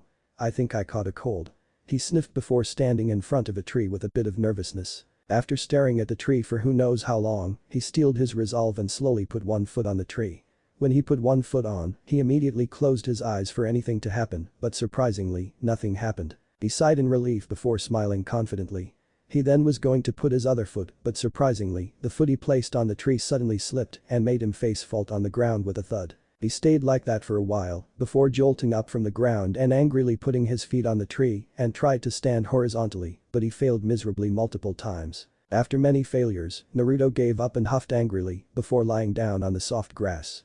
He pulled one from Shikamaru's book and watched the clouds while thinking about the events that recently happened. After thinking for a while, he gave a sad sigh and looked at the clouds with grief and sadness. "I'm really sorry everyone, I'm really sorry." He shed a drop of tear from the corner of his eye before wiping it with the sleeves of his now long orange shirt. He noticed his clothing and sighed once more. "Guess I have to stitch my clothes into a smaller size." He then started rummaging through his ninja pouch and brought 2 items. "Well, it's a good thing I kept the yarn and the sewing needle with me. Of course, every shinobi should have at least 1 yarn and a sewing needle so they can stitch the gashes and many other deep wounds that they might get in many battles." He then took off his shirt and started to cut it with a kunai. An hour later, Naruto finally finished stitching his clothes and now he put it on to check the sizes. And surprisingly, they matched. Even though he didn't want to admit it, he is very good with stitching clothes since his childhood, which also brought back some bad memories. But he pushed the bad memories aside and looked at the forest with curiosity. By the looks of it, the forest is pretty big and has more trees and greenery. Animals are running, hiding and doing other animal stuff that they usually do. There were some species of animals that Naruto never saw before, further proving that he is in another dimension. He wanted to sense the animal's chakra, but for his frustration, his chakra was yet to be unlocked, which he realized just now. "Wait, I got smaller and I can't use my chakra." He then widened his eyes and smirked at realizing something. "Since my body got back to my younger self, maybe it also brought my chakra coil back to the development stage. So maybe, I just need to unlock it back." He mentally patted himself for figuring this out. "Good job, Naruto." Naruto nodded to himself and sat down on the ground in a meditative position. The more he meditates, the deeper he goes to his subconscious. Suddenly, the time stopped and everything got blue and white. Naruto didn't notice and kept meditating before someone spoke up. "You know, you're a very interesting human." When Naruto heard the voice from behind, he widened his eyes and quickly got off the ground while taking a fighting stance. When Naruto saw the person, his eyes kept getting wider and wider, while his jaw dropped all the way to the ground. When the person saw Naruto's shocked expression, he chuckled in amusement. "What? Haven't you seen an Otsutsuki before? I thought Kagaya would tell you about our race," he said with an amused smile. Naruto didn't say anything and just stared at the person who unintentionally said that he is an Otsutsuki. The person looks very tall with pale white skin like the color of snow and he is wearing a white Japanese kimono. He also has blue lavender eyes with a tinge of violet on it. He also has 2 horns on each sides which also grown all the way to the back. He also has long white goatee with a long white hair. When Naruto registered that he mentioned Kagaya, he slowly closed his mouth and looked at the Otsutsuki with narrowed eyes. "Who are you? And how the hell are you related to Kagaya?" he said with venom in his voice. Ma, why are we showing so much hostility? I'm not here to fight you, child," he said with a wave of his hand and a nervous chuckle. He then sat on the ground and gestured Naruto to do the same. Naruto was skeptical at first, but soon did the same and sat down on the ground while still keeping an eye on him and looking for any negative intention, but found none. The Otsutsuki smiled before slowly raising his right hand. Seeing this action, he immediately put his guard up and got ready to defend himself if things came to worst. But luckily, nothing has happened. Naruto suspiciously looked at his hand and started to poke it with a stick that he got from who knows where. The Otsutsuki didn't felt annoyed. Instead, he felt more amused at seeing this human trying to find for any traps or deceptions by poking his hand with a small stick. "Hey, come on, I won't bite. It's just a handshake." When Naruto saw nothing had happened, he threw the stick away and grabbed his hand to give him a handshake with a grin. The Otsutsuki happily returned it with a grin of his own. "See, this isn't too bad, right?" he asked, which Naruto nodded in agreement. "Yeah," he said, before both pulled back their respective hands and smiled at each other and gave each other a nod. Naruto gave a tired sigh before he spoke up with a much calmer tone. "I'm really sorry for my outburst. I'm just tired of all this crap that recently happened in my life, you know." The Otsutsuki nodded his head with a sad smile and sympathy. "I understand how you feel. When you can't even save any of your people, your friends and your families even after having all those powers. It just gets unbearable the more you think about the past and your mistakes." Naruto widened his eyes in shock. "But how did you?" Before he could finish his sentence, he was cut off by the Otsutsuki. "Experience, child, it's all experience. You're not the only one who had hardships in life. Plus, your memory has showed me everything about you. And I have to say, you have a very strong will, which I truly admire in a person." Naruto didn't say anything, and both stayed in a comfortable silence which no one wanted to break until. "Wait, my memory? What do you mean by that?" Naruto asked with confusion. The Otsutsuki sheepishly rubbed the back of his head with a chuckle. "Oh yeah, I forgot to tell you about that. He then coughed in his hand and straightened up, which caused Naruto to also straighten up unconsciously. Alright, I will explain everything to you. But now, let's start with an introduction first. I'm Shinton Otsutsuki and I'm a branch member of Otsutsuki clan that exists on another planet on another galaxy. Shinton looked at Naruto and sweat dropped at seeing him using incoherent words. Peanut and Gale. Naruto muttered to himself while rubbing his chin with his index finger. Shinton chuckled to himself and thought. Oh, I forgot that they are not that advanced to understand the concept of universes, planets and galaxies. After chuckling some more, Shinton coughed on his hand, which stopped Naruto to think any more incoherent words and give his attention. Child, it's not peanut and Gale, it's planet and galaxy. You're still way behind the time to understand them, so I will try to explain as simple as possible. Naruto understood and nodded, which he got a great from Shinton. Alright, so, as I said, my name is Shinton Otsutsuki and I'm from the Otsutsuki clan, which exists very far beyond your world. He paused and looked at Naruto to see if he understood. When he saw him nod, he continued. Our clan is a clan of celestial beings that travels through other worlds to plant seeds of the divine tree, where there more life exists. The divine tree holds only one purpose. And that is to absorb the life force of the living beings and the natural energy of the world, which later turns them into chakra fruits. Naruto widened his eyes in a certain realization. Wait, you said the tree also absorbs the natural energy of the world, right? Shinton nodded and immediately understood what he's thinking about. Yes, it does absorbs the natural energy of the world. Which is also the reason why it's made of pure nature itself. Naruto nodded. No wonder why I sensed so much nature energy from the 10 tails. Shinton nodded. Yes, and not only that, but the natural energy is also the life force of the world. So if the natural energy of the world gets fully absorbed, the world also dies and later, it gets destroyed. Naruto frowned. So basically, the divine tree is like a parasite that eats every blood in your body, except it's not blood but your life force and natural energy of the world. Shinton nodded again. Yes, you can say that. Naruto's frown deepened. Shinton, no offense to your clan, but they are absolute monsters.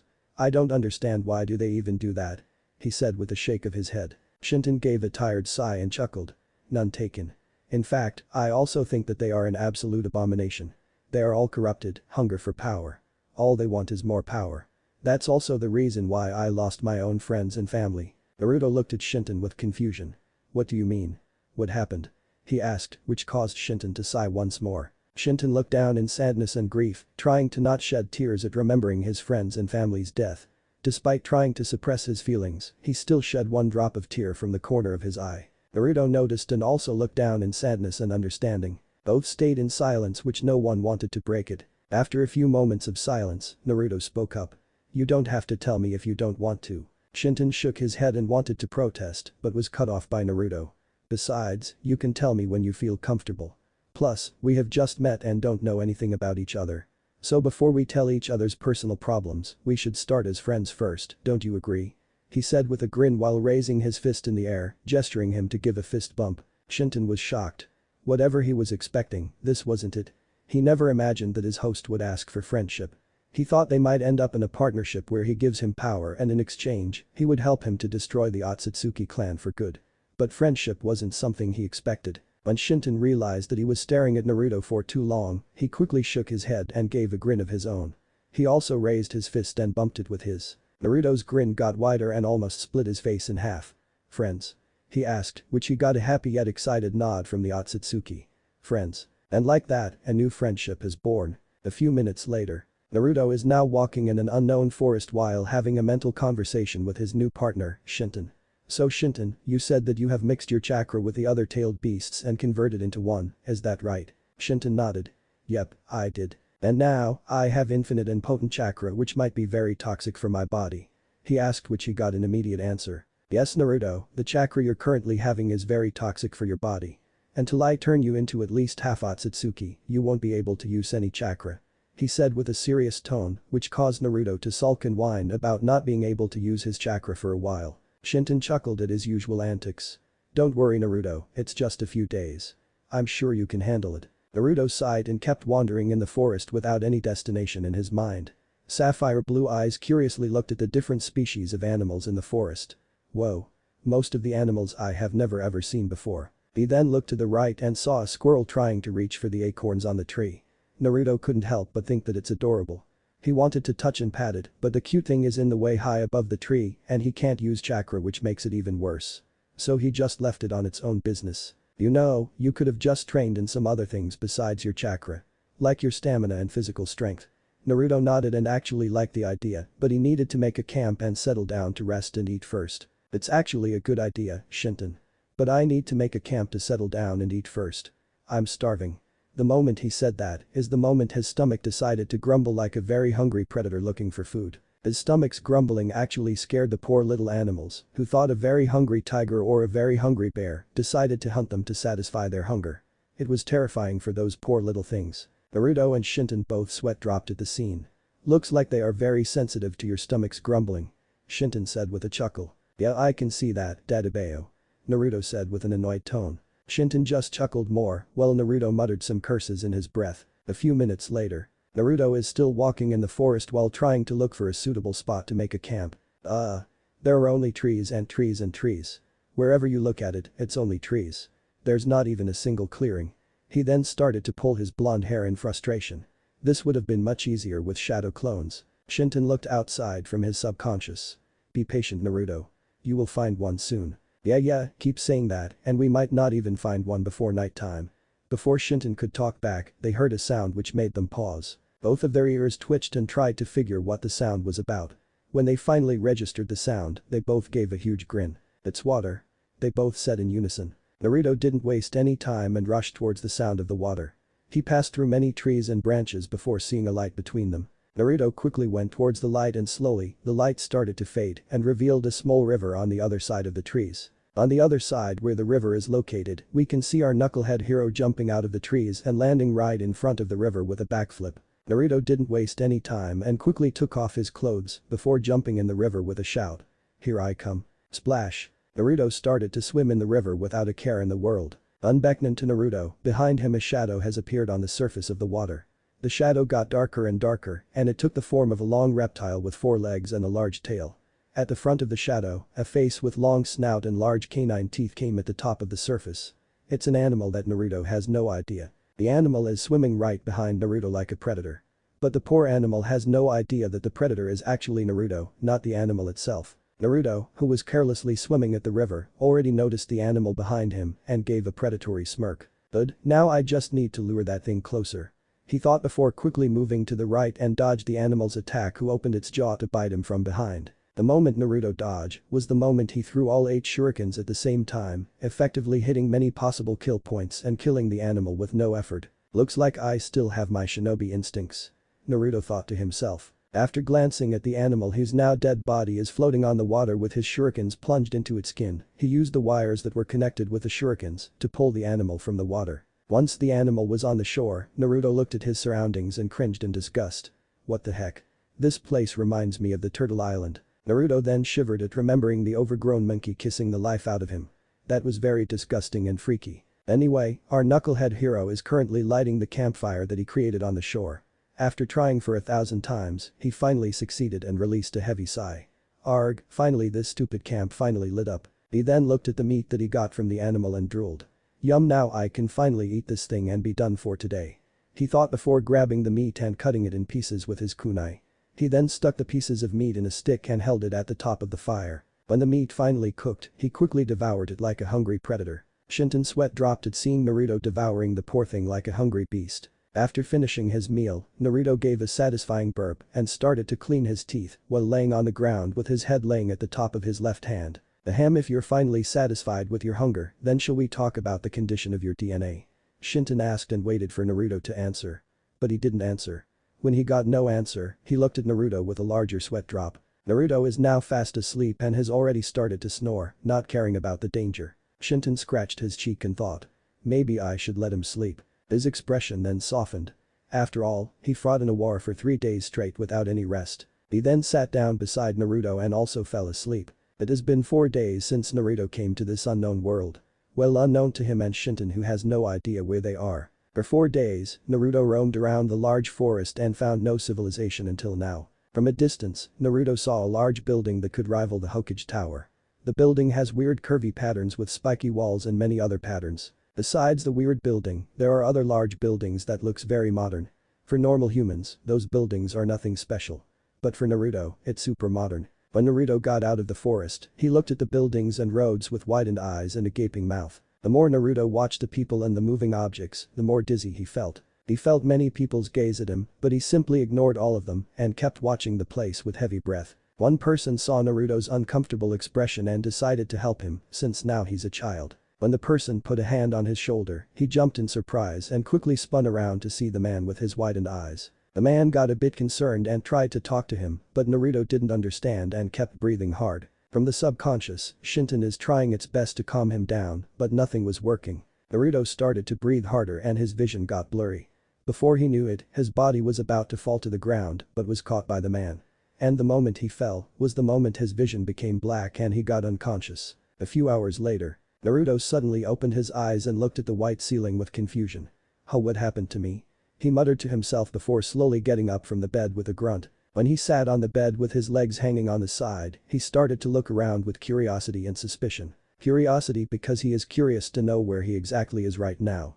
And suspicion because he suspects that he might be at the hospital. "You're finally awake, Naruto," Shinton said from his subconscious. Naruto flinched in surprise and started to look around for the voice. But when he remembered that Shinton is speaking to him from his subconscious, he mentally smacked himself for being so stupid. He then stopped moving and sat there like a statue. A few seconds later, everything stopped and got white and blue. Slowly, Shinton appeared right beside him like a ghost and put a hand on his shoulder. And this time, Naruto didn't flinch away since he knew who it was. Naruto opened his eyes and looked at Shinton with confusion. "Shinton, what happened?" Shinton didn't reply and just stared at him, thinking how to approach a particular subject. After a few moments of staring, he cleared his throat and asked a question. "Naruto, do you remember when I said that you need to be half Otsutsuki to use the chakra without harming your body?" Naruto thought for a second and nodded. "Yeah, I remember. What about it?" Shinton contemplated for a moment but soon answered. "You see, in your blood, I have sensed a small hint of Otsutsuki Dna in your Uzumaki Dna. So for the last 3 days, I have been trying to search that particular Dna to increase it. Basically means that you will have 3 different types of Dna in your body. But later I found out that the small Otsutsuki Dna is actually your Uzumaki Dna." Naruto was very confused. "I didn't understand, what do you mean, Shinton?" he asked with more confusion. Shinton took a deep breath and released it before speaking. "Naruto, basically it means your Uzumaki Dna is actually Otsutsuki Dna itself, but much more weaker." Naruto didn't register at first, but soon widened his eyes in understanding what the application meant. He then looked down in sadness. "So does that mean I won't be in Uzumaki anymore? I will not be related to my mother anymore?" he asked with a sad tone. Shinton squeezed his shoulder and gave him a reassuring smile. "No, it doesn't mean you will not be related to your mother. You will still be in Uzumaki. You will just become a more powerful version of Uzumaki." Naruto slowly looked up and looked at him with hope in his eyes. "Really? Do I still have a connection to my mother?" Shinton nodded. "Yes, don't worry Naruto, you'll still have a connection with your mother," he said while rubbing his head soothingly, which Naruto leaned in and enjoyed it very much. "Thank you, Shinton. If it wasn't for you, I still would have mourned for my friends and comrades." Shinton gave him a pat on the back and grinned. "You're welcome. Now no more sad faces. Cheer up," he said, which caused Naruto to grin as well. "Now, there's one more thing I need to tell you. Your Otsutsuki Dna is nearly to completion." Naruto widened his eyes in shock. "Wait, so I'm about to turn into Otsutsuki?" Shinton nodded. "Yes you are. I say about tomorrow you will turn into a half Otsutsuki. And then you can finally use your chakra without damaging your body." Naruto couldn't help but feel excited to finally use his chakra. "I can't wait. Finally I'll be able to use my chakra and kick some ass," he said while pumping his fist in the air. Shinton chuckled at his cheerful attitude. He gave him another pat on the back before speaking in a serious tone. "Naruto, you might need to get out of here as soon as possible." Naruto stopped whatever he was doing and looked at him with confusion. Seeing his confusion, Shinton elaborated further. "While you were unconscious, I overheard some people saying something like taking you to a church or something. I couldn't hear them properly since they were on the other side of the door, but I think they are planning to do something with you." Naruto narrowed his eyes in suspicion. "Whatever they are planning, it won't be something good. We somehow need to escape this place." Shinton nodded in agreement. "I agree, but I think you should change your clothes first. It looks ridiculous," he said with a chuckle. Naruto didn't understand at first, but when he looked down, an embarrassed blush formed on his cheeks. He is currently wearing a white shirt with no pants and no boxers. It's very embarrassing. Naruto quickly left his subconscious and got off the bed to look for any set of clothes. He didn't find much, but at least there was some clothes in a nearby cabinet. From there, he found some white shirts with some black pants. He felt a little disappointed since there were no orange clothes. But he pushed his disappointment aside and quickly wore the black pants and left the room. Naruto was looking at the hall with a shocked yet mesmerized expression. The hall looked so futuristic that for a second, he doubted that he is actually in a human world. The humans around him wear so many different styles of clothes that he wished he could buy one of them in orange color. That would have looked good at him. Boy Naruto, you can stare at those things some other time, but for now, focus on your task of escaping this place. Shinton reminded him of his task. Naruto quickly shook his head and mentally nodded. Yeah, sorry about that. He said before quickly walking around the hall to find the exit. While Naruto was looking for an exit, Shinton noticed the same people that he was talking about, with the priestess outfit standing at the corner. One of them noticed Naruto and quickly informed his subordinates. Shit. Naruto, get out of here, now. Shinton warned him. Naruto was confused at first, but soon understood when a group of people gazed at him with menacing eyes. Naruto sweated for a second before quickly walking the opposite way and trying to stay away from those people. When those people saw Naruto walking away from them, they started to walk towards him to catch him and take him with them for their own ambition. Naruto noticed that they were following him, so he increased his speed and quickly walked away. The people noticed that and started to jog to catch up to him. When Naruto noticed that, he also started to jog to stay away from them. Since it's a hospital, they couldn't run and just continued to jog. When Naruto made sure that they completely lost him, he slowed his pace and continued to walk while looking for an exit. Man, I'm really missing my shadow clones. I could have scattered my shadow clones to look for an exit while I investigate about those people who were looking for me. Be patient Naruto, you're very close to using your chakra. Once you become half Otsutsuki, you can not only investigate, but you can also kick some asses. Naruto gave an amused grin at hearing that part from Shinton. And that's what I call, great minds think alike. Shinton gave an amused chuckle at hearing that. Yes, I agree, indeed they do. Naruto and Shinton both shared a chuckle before Naruto looked at a window with that same mesmerized expression at seeing the scenery of the very busy streets and buildings. Hey Naruto, why don't you jump from the window to escape? You can land on one of those roofs to decrease the falling impact. Naruto blinked his eyes multiple times before chuckling. You know, looks like great minds do think alike. I was thinking the same thing. Shinton also chuckled and said. Then who are you waiting for, go ahead. Naruto mentally nodded and opened the window to jump from it and escape the place. But before he could escape, a small dart filled with alcohol with sleeping properties hit his neck and caused him to fall to the ground with a thud. Naruto tried its best to not fall unconscious again. But the alcohol was too strong even for Naruto. With the last of his strength, he glared at the man who hit him with a dart. The man is wearing a white cloak with a hoodie on the top. He has long black hair with red bangs on each side, brown eyes and a mole on the top of his nose. Under the cloak, the man is wearing black jeans with white belt, blue t-shirt and black boots. The man looks like an American, but Naruto obviously didn't know about it. The man who's responsible for the action looked at him with a smirk. He then held an unknown device close to his ear and started to talk in an unknown language. Before getting unconscious, the last thing he remembered is a black cloth covering his mouth. And after that, everything got blank. Somewhere in Bangkok of Thailand, there was an active church where people were praying to their god. But the ones who are praying are the exorcists. The exorcists are the ones who are tasked with killing devils, fallen angels, vampires and other demonic creatures that are harmful to humans. But these exorcists are different. Instead of bringing the potential holy sword or holy magic users, they kidnap them and train them ruthlessly until they give their loyalty only to the church and its god only. In a certain training ground, a man with black dress and black boot is currently training a 6-year-old girl with chin-length blue hair with a green fringe on the right side and dark yellow eyes. She is wearing a black and blue training clothes, which consistent of black t-shirt and blue short. The girl is currently huffing in tiredness. She has a lot of bruises and cuts on her body. There were also many cuts on the clothes. Zenobia, at this rate, you will never be able to hold the Excalibur destruction in your hand. Maybe I should. Before he could finish his sentence, he was cut off by the girl now named Zenobia. And no, please Olsen-sama, give me another chance. I'm begging you. She then started to kneel down and put her head on the ground. Please. She begged. The guy now named Olsen sighed and glared at her. It's gonna be your one and only last chance. Mess it up and next, your head will be separated from your shoulder. Zenobia shivered at the thought, but she kept her stoic expression and simply nodded. Yes Olsen-sama, understood. Olsen is now going back to his praying while ordering the other exorcist to take her to the church's underground prison. While she was dragged by the other exorcist, she silently cried and dropped some tears from her eyes, but didn't make any noises.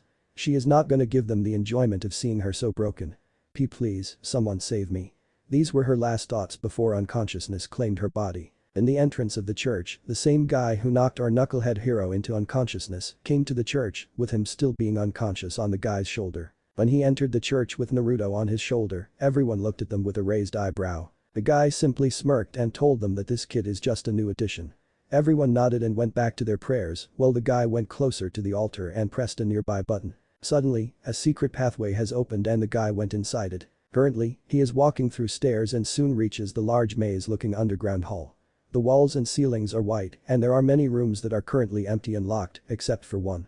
If people weren't associated with the maze, they might get lost and won't be able to go out without getting help from outside. Before the guy's entrance to the church, the other exorcist is carrying Zenobia on his shoulder.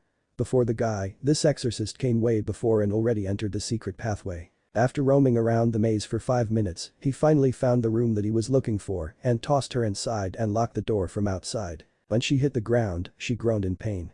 She couldn't even move a single muscle and laid down on the ground. When the exorcist left, she slowly stood up and saw that she was in her small prison, again. The prison is just a single room with a small bed, one small bookshelf with many books, a small sink, and a toilet separated from the room. At least they are not that cruel and made the toilet separately.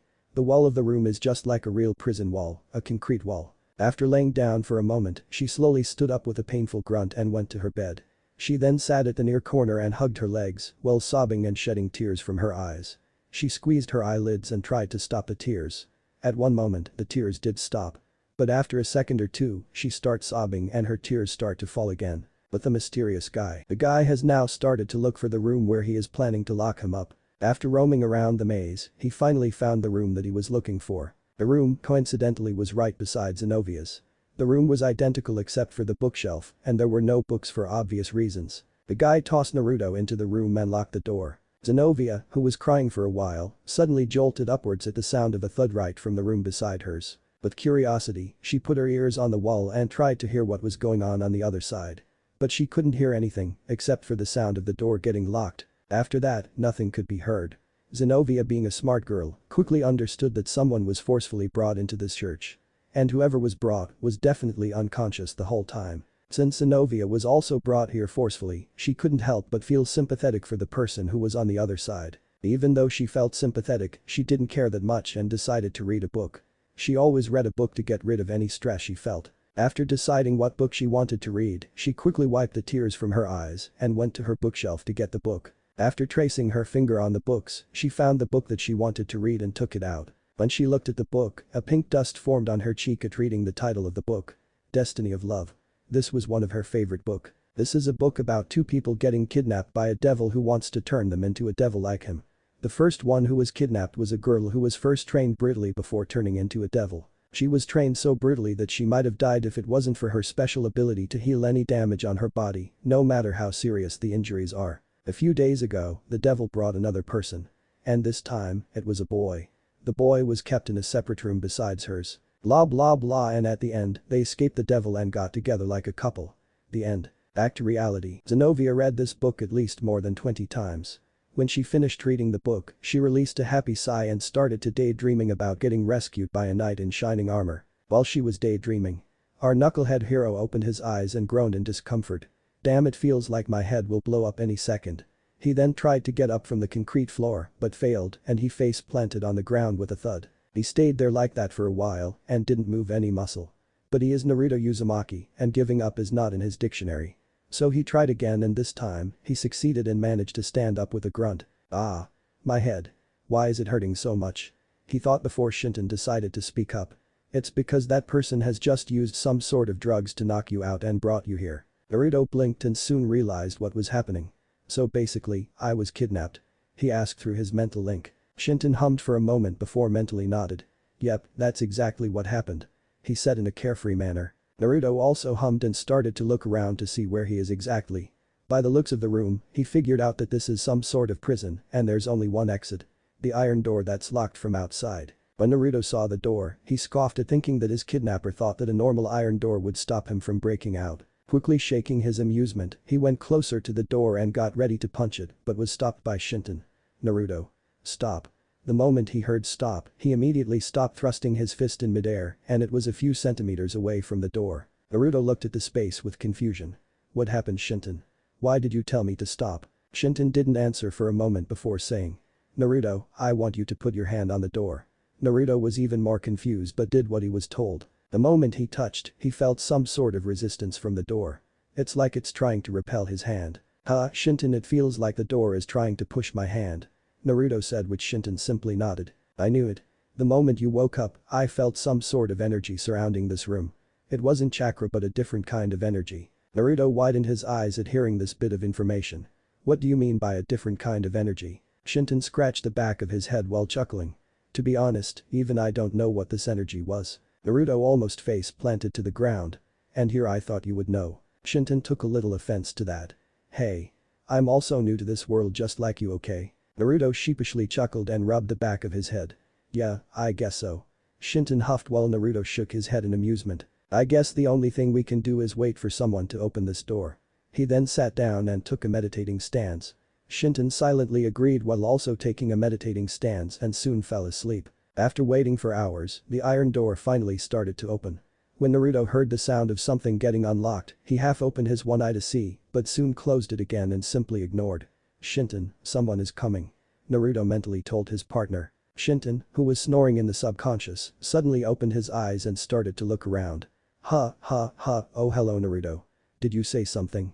He asked, which Naruto mentally face-palmed at his antics. Shinton nervously chuckled when he imagined Naruto's expression. Shinton, I said someone is coming. Naruto told him again, which Shinton finally noticed and narrowed his eyes. Slowly, the door fully opened and revealed the same guy who kidnapped Naruto for unknown reasons. When the guy entered the room, he was surprised to see that Naruto was already awake and sat on the ground in a meditative stand. He slightly raised his guard and cautiously approached him. When he saw no reaction from Naruto, he thought that he might be asleep and tried to grab him. But soon he realized that it was a very stupid idea. The moment he brought his hand closer, another hand grabbed his wrist in a blur and squeezed it so hard that it made a sickening bone-cracking noise. The guy wanted to scream but instead bit his tongue and grunted in pain. He slowly looked at Naruto and flinched at meeting his gaze. Dark brown eyes meeting sapphire blue. When Naruto noticed his pained expression, he looked at his wrist and let it go. The guy quickly moved his hand away and started to rub it to soothe the pain that he felt from the grip. After rubbing it for a moment, he glared at Naruto, who simply ignored it and asked him a question. So who are you and why did you bring me here? He asked with a cold tone. Even though he didn't understand his words, he definitely understood the cold voice and felt a shiver at the back of his spine. The guy quickly masked his feared expression and said something in a different language which Naruto didn't understand. Naruto looked at him confused.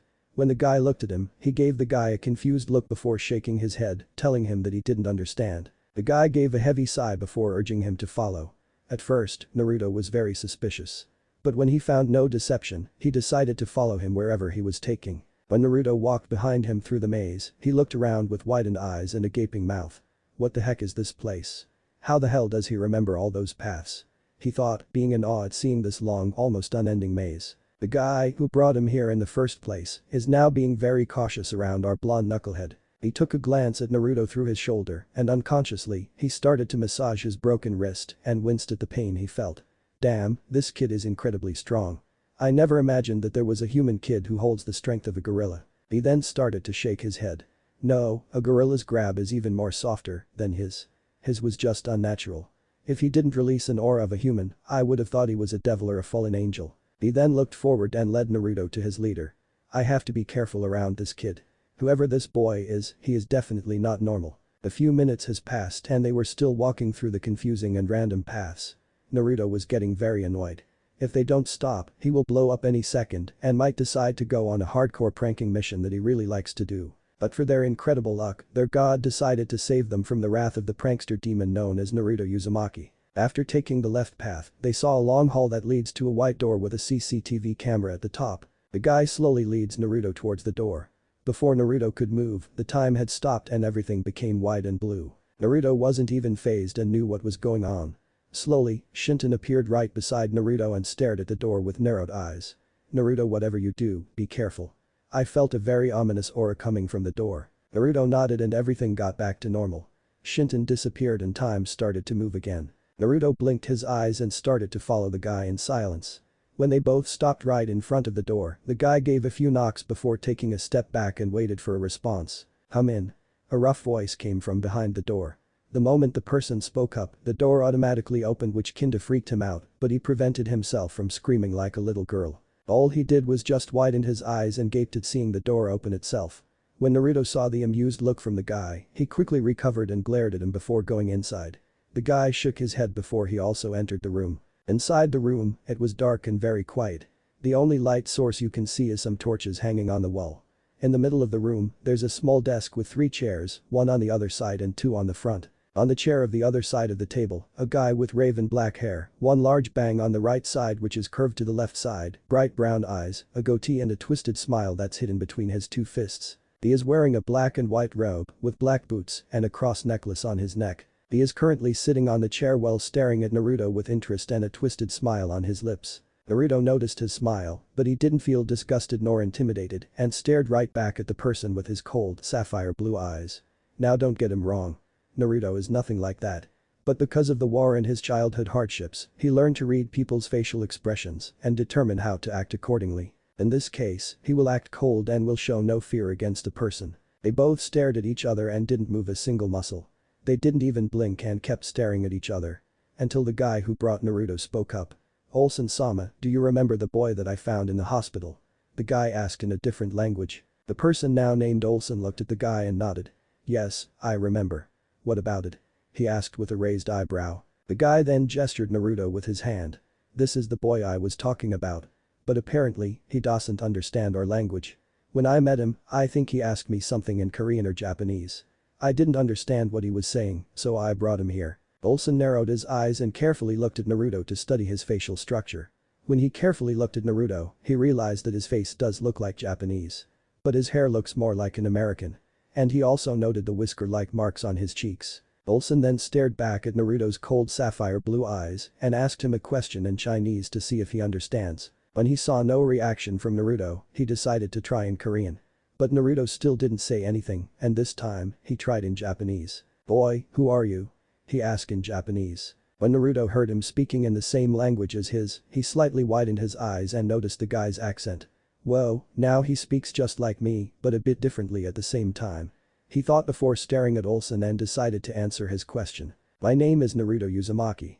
He only gave his name and didn't want to give too much information about himself. After all, they are strangers and also the ones who kidnapped him. When he spoke, Olsen narrowed his eyes in suspicion. "Naruto, you say? Why do you speak in this accent?" he asked. Naruto slightly tilted his head to the right and blinked. "Accent? What's that?" he asked, which caused Olsen to raise an eyebrow. "Accent is like talking in the same language but a bit differently and with a bit different words," he said, which Naruto nodded in understanding. Even though he didn't know what language was, he guessed that it was a way of saying, communicating with people in different styles. When Olsen sees him nod in understanding, he decides to ask him another question. "Since you talk in Japanese, you should be in Japan, shouldn't you?" Naruto gave him a confused look. "Japanese? Japan? What the hell are those?" he asked. Olsen now narrowed his eyes and sent him a glare. "Boy, do not fool around me, I'm serious," he said in a threatening tone. Naruto just shook his head and gave him a confused look. "I'm serious. I have no idea what you're talking about." Now it's time for Olsen to get confused. Did he live a life outside of civilization? He thought before asking him another question. "Boy, do you know where you exactly come from?" Naruto gave him a flat answer. "In the forest." Olsen slightly widened his eyes but soon nodded in understanding. "So he has no connection with any factions. Good, since he has no family nor does he have a home, I can turn him into an exorcist and use him for our own benefits." He then started to chuckle to himself. When Naruto heard his chuckling, he immediately understood what Olsen was thinking. If he thinks that he can make me into his personal pet, then he is welcome to try. He thought with an angry expression, which he hid inside his expressionless cold mask. Olsen finally stopped chuckling and looked at Naruto like a predator. "Boy, from now on, you will stay here and be loyal to this church." Naruto narrowed his eyes and was about to protest, but soon was cut off by the killing intent that was released by Olsen himself. "No more questions and this is final. You will either be loyal to our god or be sacrificed in the name of our god." Now Naruto is pissed. He wanted to lash at him and kick this guy's ass all the way to the moon, but was stopped by Shinton. "Naruto, don't do anything idiotic. Your body is still weak and won't be able to handle the damages that will be inflicted by this man. He is not an ordinary human, and I can sense it. For now, listen to him and soon we will make a plan to escape. And plus, like this we can gather information about this world. One part of him wanted to kick his ass, but the other part of him thought rationally and agreed with the Otsutsuki. Reluctantly, he decided to listen to Shinton and play along with Olsen. He gave Olsen a nasty glare before closing his eyes and nodding his head. When Olsen saw him nod with his eyes closed, he gave a sickening smirk before lowering his killer intent and told his almost freaked out exorcist to take him back to his prison cell. When Naruto and the guy left the room, he started to chuckle like a madman before that chuckle turned into a full-blown laughter. Ahahahahaha. Soon, I will show that church that only ruthlessness can make them stronger, not being kind-hearted. He thought before laughing some more. Next day, Naruto slowly woke up from his ramen dream and blinked his eyes multiple times before stifling a yawn. He stretched his hands upwards and tried to crack his back. With one pop, he released a satisfied sigh. He then sat on the bed and started to rub his eyes to get rid of any sleepiness that was left. He opened one eye while still rubbing the other. Gee, good morning, yawned Shinton. Shinton also woke up and did the same. Gee, yawned, good morning, Naruto. Did you sleep well? Shinton asked. Yawn, yeah, I did, I guess. Better than sleeping on the ground, he said. Shinton gave a last yawn before chuckling. I remember how you slept on the ground while trying to kill those very small flying insects that were trying to bite you and suck your blood. A tick mark grew on his forehead. Don't remind me of that. Thanks to those annoying insects, I couldn't sleep peacefully for 3 days. He then gave a last yawn before getting off the bed. Man, I swear, they were even more annoying than Shino's bugs. He thought before going to the sink and finishing his morning business. A few minutes later, Naruto is now sitting on the ground in a meditative stand. He is breathing in and out very slowly. So slow that it might look like he is just a statue and not a living being himself. Even though he is in a calm, peaceful dream, he is still aware of his surroundings. The door suddenly unlocked and entered the same guy from yesterday. When the guy saw Naruto in a meditative stand, he decided to take a different approach since he still remembered the incident where his wrist almost got crushed by Naruto. He quickly shook off the phantom pain and slowly approached Naruto with a stick that he got from who knows where. He then started to poke Naruto's forehead to see if he woke up. When he saw no reaction, he poked him again and still got no reaction. The guy sighed in relief before quickly wiping the sweat away from his forehead and slowly moved his hand towards Naruto's shoulder to shake him so he wakes up. But unfortunately, Naruto noticed and caught his wrist in a blur and held it tightly. He didn't notice the guy's fearful expression and kept holding in the air. Naruto slowly tightened his grip and made a crunching noise which made the guy shed crocodile tears. The guy thought that Naruto might rip his wrist from his hand, but fortunately, Naruto decided to let him go this time and gave him a foxy grin. The guy quickly moved his hand away and cradled it like it was a valuable glass that might break if a little bit of pressure is given. The guy gave him a very nasty look which told him that soon he will take his revenge. Naruto just shrugged and simply walked away, leaving the guy behind. When the guy noticed, he got up and quickly caught up to Naruto. They were walking through the maze in silence. None of them spoke a single thing. They didn't need any conversation since they both speaks different languages. Naruto and the guy finally reached the exit of the underground prison. When Naruto got out and saw the church, he was mesmerized at seeing the interior of the church. There were so many different types of light hanging through the ceiling, so many funny but cool-looking paintings on the walls, and so many benches and lines. If Naruto wanted to explain this church, then only one thing came into his mind. Daimyo's school. Yep, it literally looks like an expensive school made by our daimyo. He thought in awe. Before Naruto could admire the place even more, someone spoke to him from behind. So I take that you have taken a liking to this place? Olsen asked, which made Naruto almost jump in surprise. He quickly spun around and noticed Olsen standing right behind him, but he was not standing alone. To his right side, a small petite girl, the same age as him, with chin-length blue hair that has a green fringe on the right side and 2 dark yellow eyes who's currently staring at him with curiosity. When Naruto took a look at the girl, only one thing came to his mind. Cute. Fortunately or unfortunately, depending on how you look at it, our knucklehead hero said it a bit loudly, which was heard by the girl and Olsen himself. When the girl heard his compliment, she couldn't help but feel a little bit flustered and happy at the same time. Flustered because it's very obvious. And happy because he was the first boy who called her cute. After that compliment, she couldn't help but also took a look at Naruto. What she saw made her blush even more. Naruto, whose age is the same as her, with spiky golden blonde hair like the color of the sun, sapphire blue eyes like the deep ocean itself, and last, those 3 whisker marks on each cheek, which gave him the look of a fox. She couldn't help but think that he is also cute, and those whisker marks made him even more cuter. Of course, she is not an idiot nor a moron like our knucklehead and didn't say it loudly. Naruto, who didn't even realize what he just said, kept staring at the dark yellow eyes with his sapphire blue eyes. When she looked at Naruto's sapphire blue eyes, she couldn't help but drown at his calm and deep oceanic blue eyes, which gives her the feeling of calm and safety. Before they knew it, she unconsciously walked towards Naruto and stood right in front of him, their noses almost touching each other's. They didn't even blink and kept staring at each other without a care in the world. Olsen, who was watching all this drama, felt very annoyed and kept getting angrier and angrier. And before they knew it, he blew up and shouted at the top of his lungs. "Oi, I didn't bring you two brats here to become lovebirds at first sight." That shout finally broke them from their staring. They blinked multiple times before noticing their closeness. They quickly jumped away from each other and looked away with a pink blush on their cheeks. Olsen shook his head before calming down and introduced the girl. "This is Zenovia, the next holy sword wielder in training." He then pointed a finger at Naruto and was about to introduce him, but Naruto beat him to it. "Yo, I'm Naruto Uzumaki and it's very nice to meet you." He extended his hand, gesturing for a handshake while giving her his foxy grin.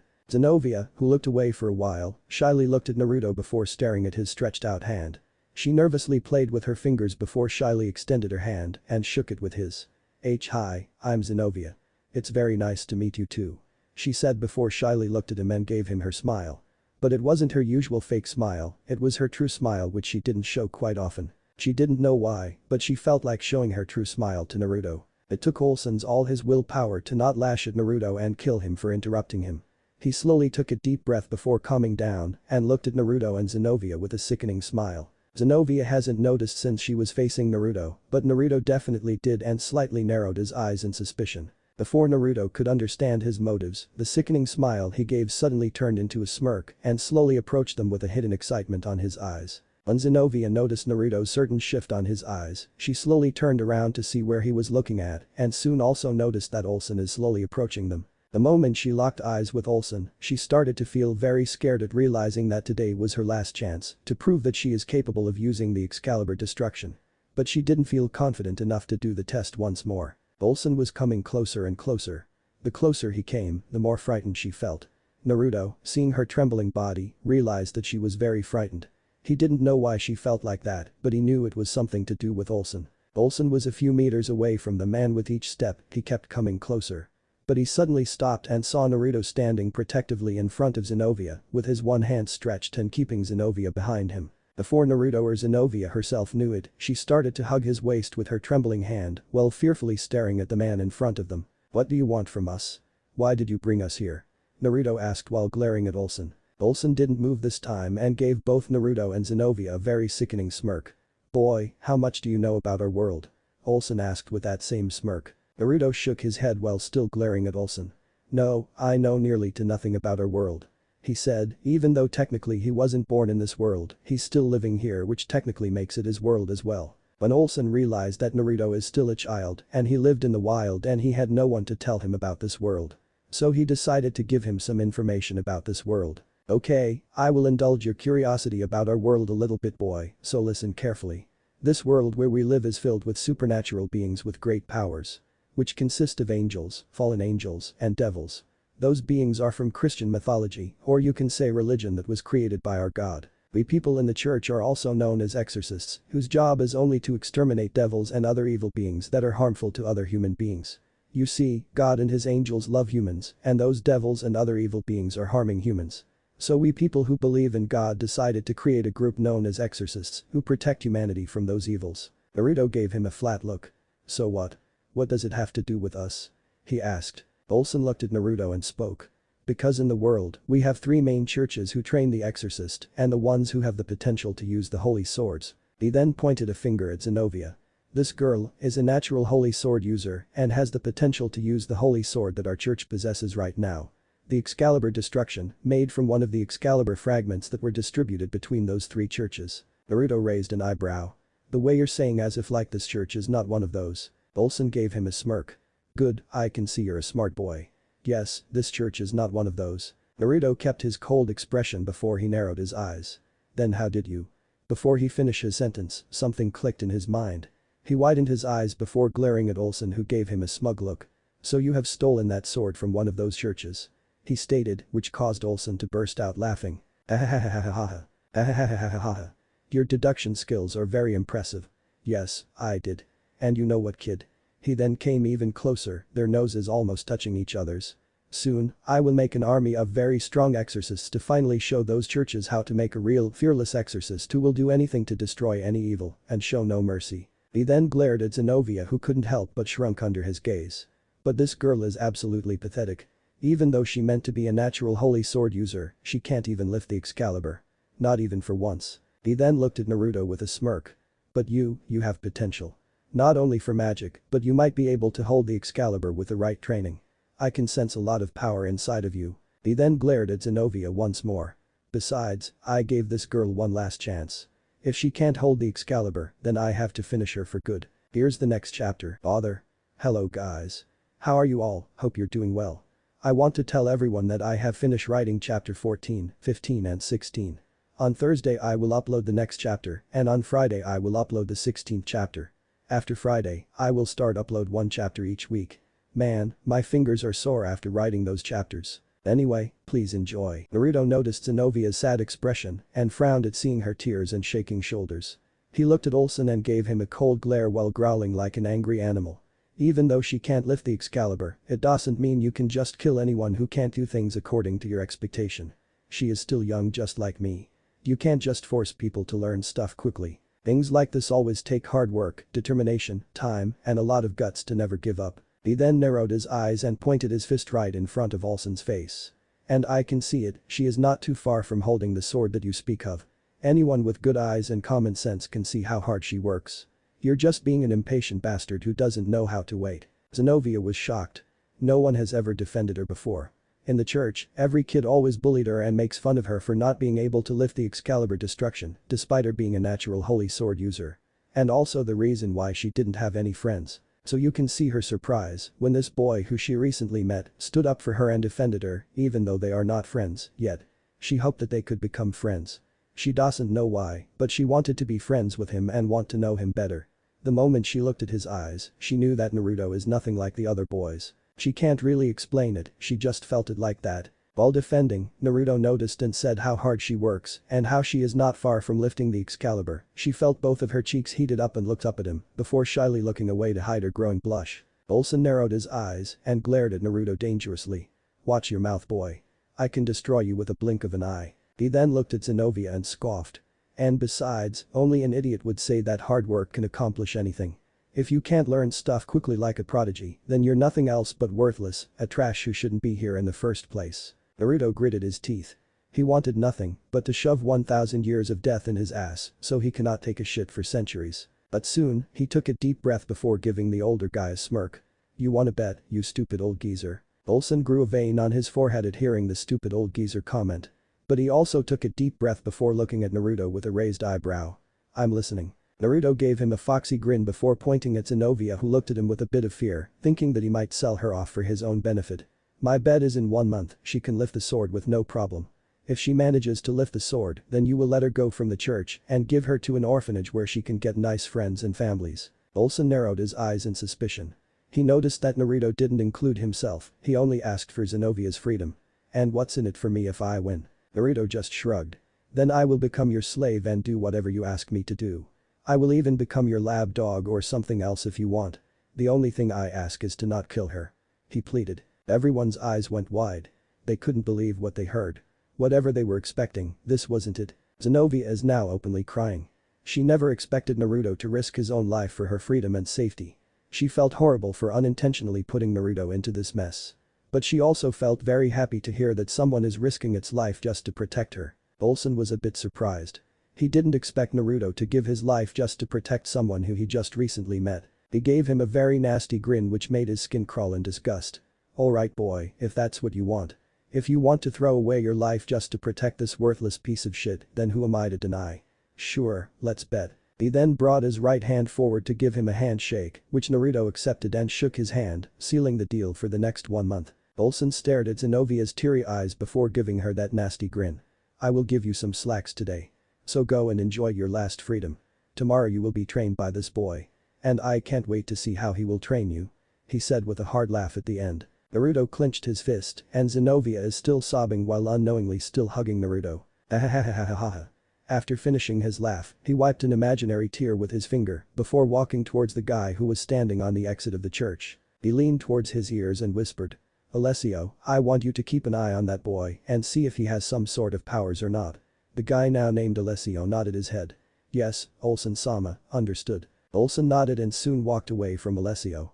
Alessio looked at the two children and smirked before also walking away, leaving those two alone. Naruto released a frustrated sigh before looking down at Zenovia, who was still hugging him while staring at the leaving Olsen. Naruto didn't realize, but his hands were also wrapped around her back when he spun around to stare at Olsen while he was leaving. When Olsen finally left the church, she also released a sigh before she shyly looked at Naruto and met his gaze on her. Dark yellow eyes met sapphire blue. They stared at each other for a while before both slowly looked down. When they saw what both were doing, Zenovia released an eep with a red face and quickly separated herself from Naruto, whose cheeks are also red in embarrassment. Naruto quickly bowed in front of her and started to sweat in fear. In his world, Kunoichis or other females usually beat him up for doing this kind of things. So you can see his fear of getting slapped or other violent actions. I'm really sorry for suddenly doing this from out of nowhere. I'm really sorry. He apologized with a feared tone, expecting an outburst or a slap on his face. But nothing came. When Zenovia saw him bowing and apologizing, she quickly shook her head. And no, you don't need to apologize to me. It's me who should apologize. She then bowed as well. I'm sorry for before she could finish her sentence, Naruto cut her off. No, it's fine. Besides, I understand why you would do that. That guy was very creepy. He said with a frown. She slightly raised her head and also frowned. He is. She nodded in agreement. She then looked at him and her eyes started to get watery. Why? Naruto looked at her in confusion. Why what? He asked. Her eyes got even more watery. Why would you risk your life just to save me? We don't even know each other and yet you still defended me. Why? She then looked down and tears started to fall from her eyes. Naruto's expression got softened and he slowly walked towards her. He then stood right in front of her before he put his right index finger under her chin and slowly raised her head up to look at him. He then wiped her tears with his left thumb and smiled at her. When she saw his smile, a pink tint formed on her cheeks. But she didn't look away and kept staring into his sapphire blue eyes. You asked me why I risked my life to save you, right? She nodded. Naruto gave her his true smile. Not a mask but a true smile. It's because I wanted to. When I see someone who needs help, I can't just stand there and do nothing. And besides, I saw a lot of pain and loneliness hidden behind those beautiful eyes. So I decided to help. When he called her eyes beautiful, her cheeks got an even bigger shade of red. She shyly looked away and said something under her breath. It was so quiet that Naruto didn't even hear what she said. Huh? Can you please say that again? I didn't hear you. This time she said it a bit loudly while still looking to the side. Do you really mean it? Are my eyes really that beautiful? She asked. Naruto gave her a foxy grin and nodded. Of course I mean it. You have the most beautiful eyes I've ever seen. It's like I'm looking at two very beautiful and sparkling gems that can grant me any wishes I want. When she heard the beautiful and sparkling part, her blush deepened. But when she heard him saying the wish part, she couldn't help but giggle. Any wishes? Do you seriously believe that? She asked with a giggle. When Naruto heard her giggle, he couldn't help but think that she sounded very cute. He still kept his trademark foxy grin while bringing his hands together at the back of his head. He nodded. Who knows? Maybe it's true. He said with a chuckle. Both Naruto and Zenovia giggled and chuckled before Naruto asked her a question. Zenovia right? Since I'm new here, can you show me around this place? Zenovia stopped giggling and looked at Naruto with surprise. Why you want me to show you around? Naruto nodded. Yeah, I mean now we are friends and all, you know. Naruto looked at Zenovia, who looked down and started to shed tears from her eyes. Naruto saw that and mentally panicked. Wait, why is she crying? Did I say something wrong? Oh no, what do I do? He thought before frantically waving his hands. I mean, if you don't feel comfortable being my friend, then it's fine. He then stopped waving his hands and looked down in sadness, thinking that she doesn't want to be his friend in this world. But his thought was interrupted by two small and soft hands grabbing his. He looked up and saw Zenovia smiling at him with a pink blush on her cheeks. She then shook her head. And no, it's nothing like that. I would love to be your friend. She then shyly looked away. And I wouldn't mind showing you around. When she said that, Naruto gave her that same foxy grin before grabbing one of her hands and starting to walk in a random direction. Then who are we waiting for, let's go. He said it a bit energetically. Zenovia couldn't help but giggle at his energetic behavior. And like that, Zenovia started to show him around the church. It has been 3 hours since Zenovia showed Naruto around the church. They are now sitting on a bench in a nearby park. They didn't speak for a long time and kept staring at the sunset in a comfortable silence. The sunlight has engulfed the whole park in orange. When the sun had completely set, stars started to appear in the sky. They both looked up and stared at the sky in awe. Zenobia slowly looked at Naruto and blushed at seeing his smile and peaceful look. Unknown to Naruto, Zenobia came even closer and stared at him for a long time. At first, she didn't realize, but the longer she stared at Naruto, the more she realized that from Naruto's eyes, tears started to fall all the way to his chin. She doesn't know why, but she felt a pang on her heart at seeing him like this. Now, she wants nothing but to somehow comfort him. So she went closer to him and softly held one of his hands while rubbing the top with her thumb. When Naruto was looking at the sky, he couldn't help but shed tears at thinking about his past in the elemental nations. His friends, his people, his comrade, his world. Everything is now gone. By now, the moon had already crashed and annihilated the whole world completely. While he was thinking, his breath suddenly hitched at feeling someone's hand holding his. He slowly looked to the side and saw Zenobia holding his hand while looking at him in concern. "Are you alright, Naruto?" she asked while raising her other hand, cupping his cheek while wiping the tears with her thumb. For a second, he felt absolutely speechless. In his life, no one had showed this much affection to him, not even Tsunade, his own godmother. He slowly raised his hand and gently grabbed the hand that was on his cheek. He squeezed it before he gave her a smile which made her blush. "Thanks for asking, Zenobia-chan. But I'm alright now. I was just thinking about the past, that's all." Zenobia blushed even more when Naruto used the suffix, chan. It's no problem. If you feel sad or you have any other problems, then you can always talk to me anytime you want. I will always be here to listen to you." Naruto gave her a thankful smile. "I will, and the same thing goes for you too." Before they could talk more, someone spoke from the entrance of the park. "Oi, you fucking lovebirds. If you're done chattering with each other, then quickly come back to your prison cell. It's too late." Olsen spoke from the entrance. Naruto and Zenobia both groaned in annoyance, but soon reluctantly stood up and followed Olsen. Inside the maze, Olsen is now escorting them to their prison cell while taking some glances at Naruto. "Boy, soon I will find out what's that power you're hiding. And after that, I will start my own holy sword project," he thought with an evil smirk before looking straight forward. After taking a turn, they soon reached their respective prison cell, which was coincidentally right beside each other. When Naruto and Zenobia realized that, they looked at each other before busting out into giggles and laughter. When they finally stopped giggling and laughing, Naruto looked at her and gave her a smile. "Thank you, Zenobia-chan, for showing me around the church. I had a lot of fun today." Zenobia gave him a smile as well. "You're welcome, Naruto-kun. And I also had a lot of fun." Olsen was patiently waiting while Naruto and Zenobia said goodbye to each other before entering their respective prison. Inside the prison, Naruto is now lying down on the bed with a happy smile on his face. After the fourth war and the survival he did in the forest, it was very refreshing for him. He was about to shut his eyes and go to sleep, but his consciousness was suddenly pulled into his subconscious. While Naruto was sitting after getting pulled into his subconscious, Shinton suddenly appeared in front of his bed while standing with his arms crossed. "Naruto, I have a good news and a bad news," he said with a nervous chuckle. Naruto narrowed his eyes and asked the Otsutsuki inside him. "What's the good news?" Shinton gave a sigh before looking at Naruto seriously. "Naruto, I want you to concentrate and go even deeper into your subconscious. There, you will find your good news and your bad news." At first, Naruto was very confused but soon realized what he actually meant. He scrambled around before quickly getting up from the bed and took meditative stands on the ground. He slowly drifted to his deepest subconscious and tried to find the thing he was looking for. Slowly, everything got darker and darker. He half opened one of his eyes and looked for the source he was looking for.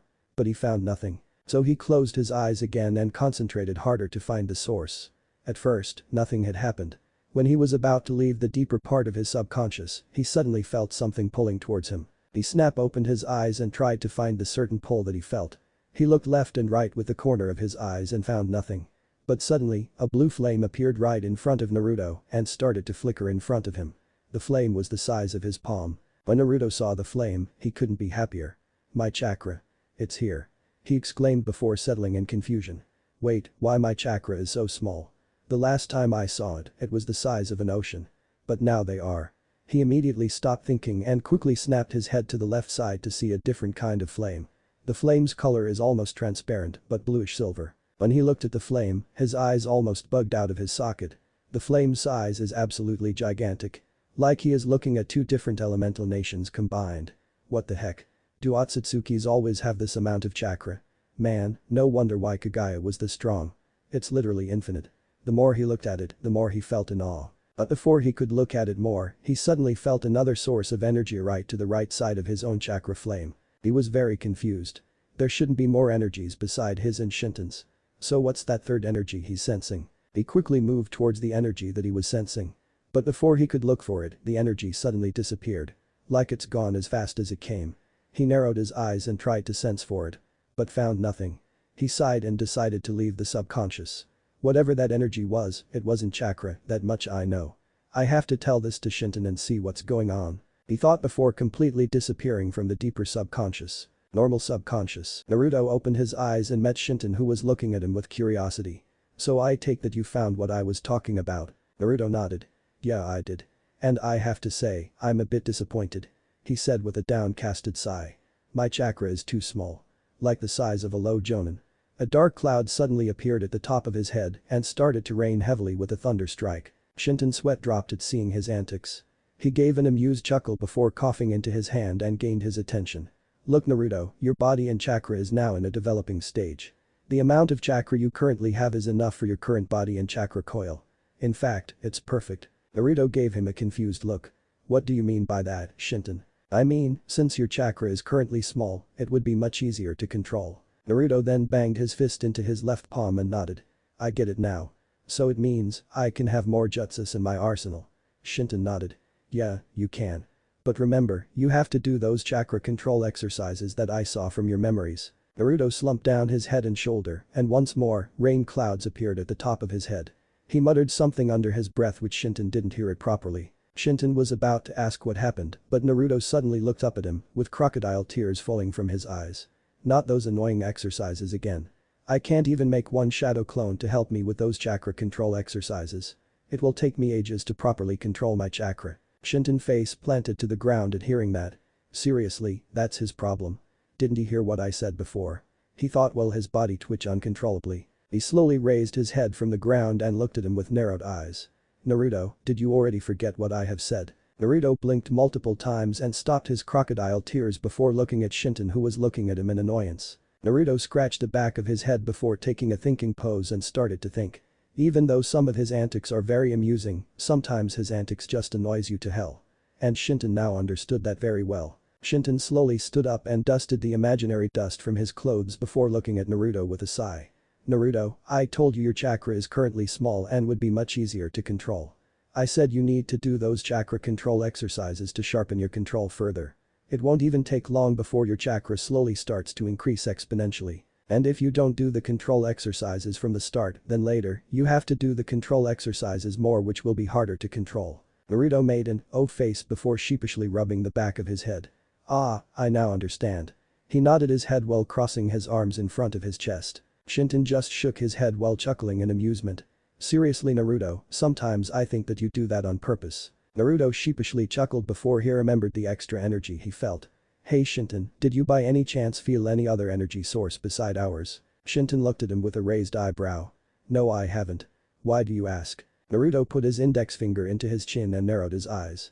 Well, it's because, while I was looking through mine and your enormous amount of chakra, I suddenly felt another energy source for a few seconds before it suddenly just disappeared. Shinton also narrowed his eyes.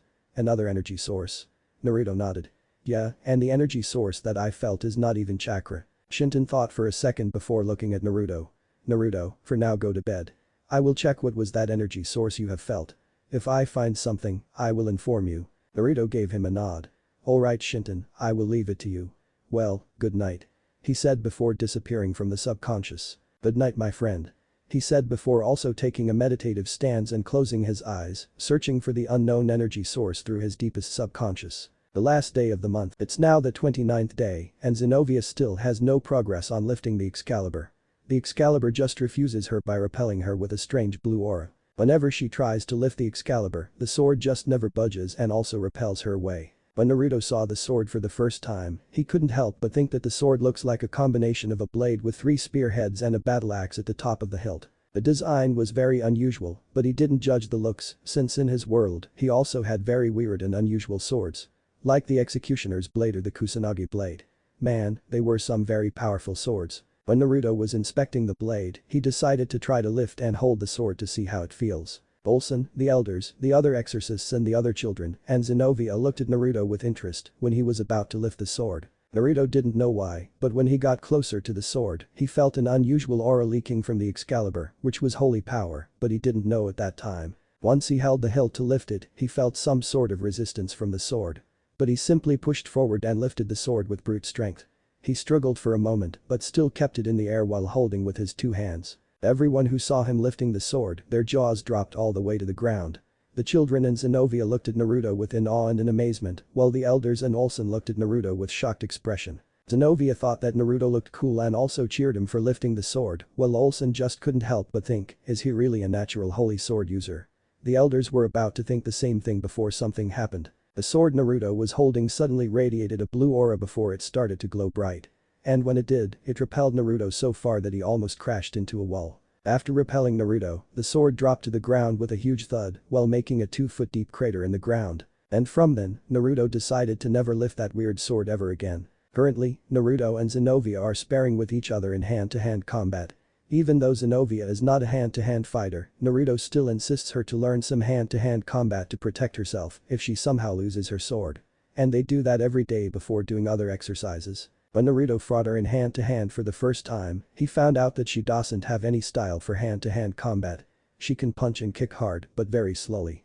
If she fights with an opponent who moves faster and has more experience, then it would be one-punch knockout for her.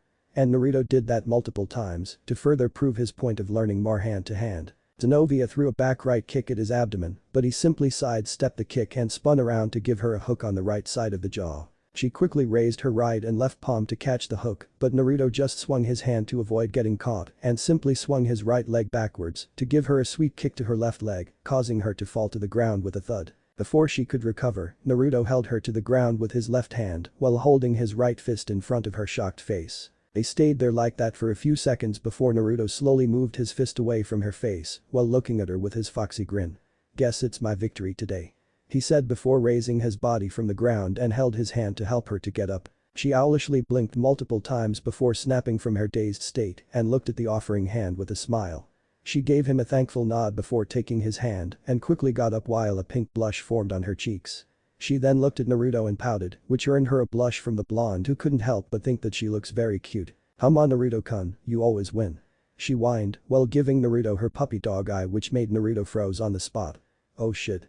Not that again," he roared in his mind. When she realized that she made him freeze on the spot, she had a teasing smirk on her face before she slowly approached Naruto while fighting the growing blush at thinking what's she about to do. When she came closer, she slowly leaned in and gave a kiss on his cheek before quickly getting away from the spot with a huge blush. Naruto's brain immediately shut down when her lips made contact with his cheek. He stood there in silence for a few moments before his brain finally kicked in. He slowly brought his hand to his cheek and gently rubbed it. Huh? What was that about? He thought with a growing blush on his cheeks. Well, with Zenobia. Zenobia quickly ran away from the training ground and went to a familiar park where she and Naruto went for the first time. She frantically looked around the park before she found an empty spot under a tree. She quickly went there and sat down while hugging her legs to hide her growing blush from the world. What's wrong with me? Why the hell did I do that? She thought while trying to not blush harder at thinking the short moment. In these past days, she and Naruto got even closer than before. She will even go as far as to say that they both are best friends. And she wholeheartedly believes that Naruto would say the same thing as well. In their short time, she found out that Naruto is a very goofy yet very kind and cheerful guy who only radiates enjoyment, warmth and safety. Sometimes he acts stupid, but when time is needed, he can act surprisingly very smart and make unpredictable strategies that will put you on a loop. And she saw it firsthand when she sparred with him in hand-to-hand combat. But besides that, Naruto is very loyal when it comes to friendship. He is loyal to the point of stupidity. And she couldn't help but like that part of Naruto very much. She doesn't know why, but whenever she thinks about Naruto in her mind, her heart starts to pump so fast that it threatens to burst out of her chest. Whenever she thinks about Naruto, she feels confidence and enjoyment. She just feels something that she can't explain with words. Even though she doesn't know yet, Zenobia has a huge crush on Naruto. But Naruto is still standing on the training ground in silence. He is still thinking about the kiss that she gave him on the cheek. Shinton, who saw the whole interaction, is now waiting in anticipation to see what his partner would think about the certain hint that she gave him. After thinking intensely for a while, he simply scratched the back of his head and laughed. Ah ha ha, maybe she just wants to tease me for eating her favorite cookie last time. Shinton immediately face planted to the ground while muttering, "Dense idiot." If Kurama were still alive, he would have smacked his head on the ground while muttering, "Idiot, idiot, idiot, idiot, idiot." When Shinton said that, Naruto blinked his eyes and looked into the space in confusion. Huh? I didn't hear you properly, Shinton. What did you just say? Shinton just sighed and shook his head. Nothing. He simply answered. Oh boy, I feel very bad for the poor girl who's fallen for this dense idiot. He thought with a sweat drop before taking his composure and lightly coughed into his fist. Anyway, how's your chakra control exercise going? Naruto swore that he heard him saying something before. But he simply shrugged it off and answered his question. Yeah, it's going fine, I guess. Although I have to say, you weren't kidding when you said that my chakra reserves will soon increase at a rapid pace. My chakra level is now low jonin to high jonin level. It's still nothing when I was before, but still, it is something. He said before taking a sip of water from the water bottle that he kept it under a tree. Shinton nodded. Yeah, it might not be much, but before you know it, it will increase almost at the level of your old partner in about, I say 10 years. When Naruto was in his midway of gulping the water, he immediately spit it out while coughing and pounding his chest violently. When the extra water got out of his windpipe, he started to breathe heavily before he mentally shouted, "What? Shinton, you're joking, right? Back then, I didn't even have that much chakra. I only had 1/4 of the amount of chakra you're telling me right now." Shinton just chuckled. Did you forget already, Naruto? You have eaten the chakra fruit that was made by your old partner, Kurama and his siblings. And that would obviously boost your chakra capacity and its density. Naruto couldn't help but feel a little freaked out at thinking having that much amount of chakra inside his body. He hopes that he doesn't get blown up like a suicide bomb. When Shinton noticed his concern, he quickly reassured him. You don't have to worry, Naruto. I have turned you into half Otsutsuki. So rest assured, your body is now capable of handling a large amount of chakra without turning you into a time bomb. Naruto was still a bit worried, but nodded anyway. Alright Shinton, I trust you. He said before remembering the little scene and decided to find her to talk to her about the Excalibur sword. Few minutes later, Naruto had looked for her almost everywhere around the church, but he still couldn't find her. The only place he didn't check is the park. So he decided to check the park to see if she was there or not. Naruto is now standing at the entrance of the park. When he looked at the park, he couldn't help but remember the time when he and Zenovia came to this park after she showed him around. A smile formed into his face when he remembered the evening. The way the evening of the sunlight bathed the whole park in orange was beautiful. Nothing like when he watched the sunset from the Hokage monument, but it was still beautiful. Shaking his head, he entered and started to look for her around the park. When he looked left and right, he noticed the familiar blue hair under a tree. He slowly approached and saw her hugging her legs while hiding her head behind them. Naruto thought that she might be sad because she couldn't lift the damn stupid sword. So he decided to talk to her and reassure her that everything is going to be fine, even though that might be a false hope. Zenovia, who was blushing a storm at thinking about what she did, suddenly felt a presence coming towards her. She slowly raised her head and saw her secret crush, which she didn't realize this fact herself, slowly approached her with a concerned look on his face. When she saw him, her heart started to pump at a very rapid speed. The closer he gets, the more redder her face gets. Once Naruto got closer, he kneeled down and noticed her nuclear red face, which she is desperately trying to hide behind her two legs. Naruto put a hand into her shoulder which caused her to look at him very shyly. Dark yellow eyes met sapphire blue. Naruto looked at her in concern. Zenovia-chan, are you feeling alright? Why is your face so red? Do you have a fever? He said before putting his right hand into her forehead while putting his left into his. Being oblivious to her feelings, he kept his hand on her forehead which caused her to go into an even greater shade of red. Before Naruto knew it, she suddenly screamed which almost gave him a heart attack. The moment she screamed was the moment he moved his hand away from her forehead and clutched his rapidly beating heart with his eyes as wide as dinner plates. Seeing his surprised expression, she blushed in embarrassment before she lightly coughed into her fist. And no Naruto-kun, I don't have a fever.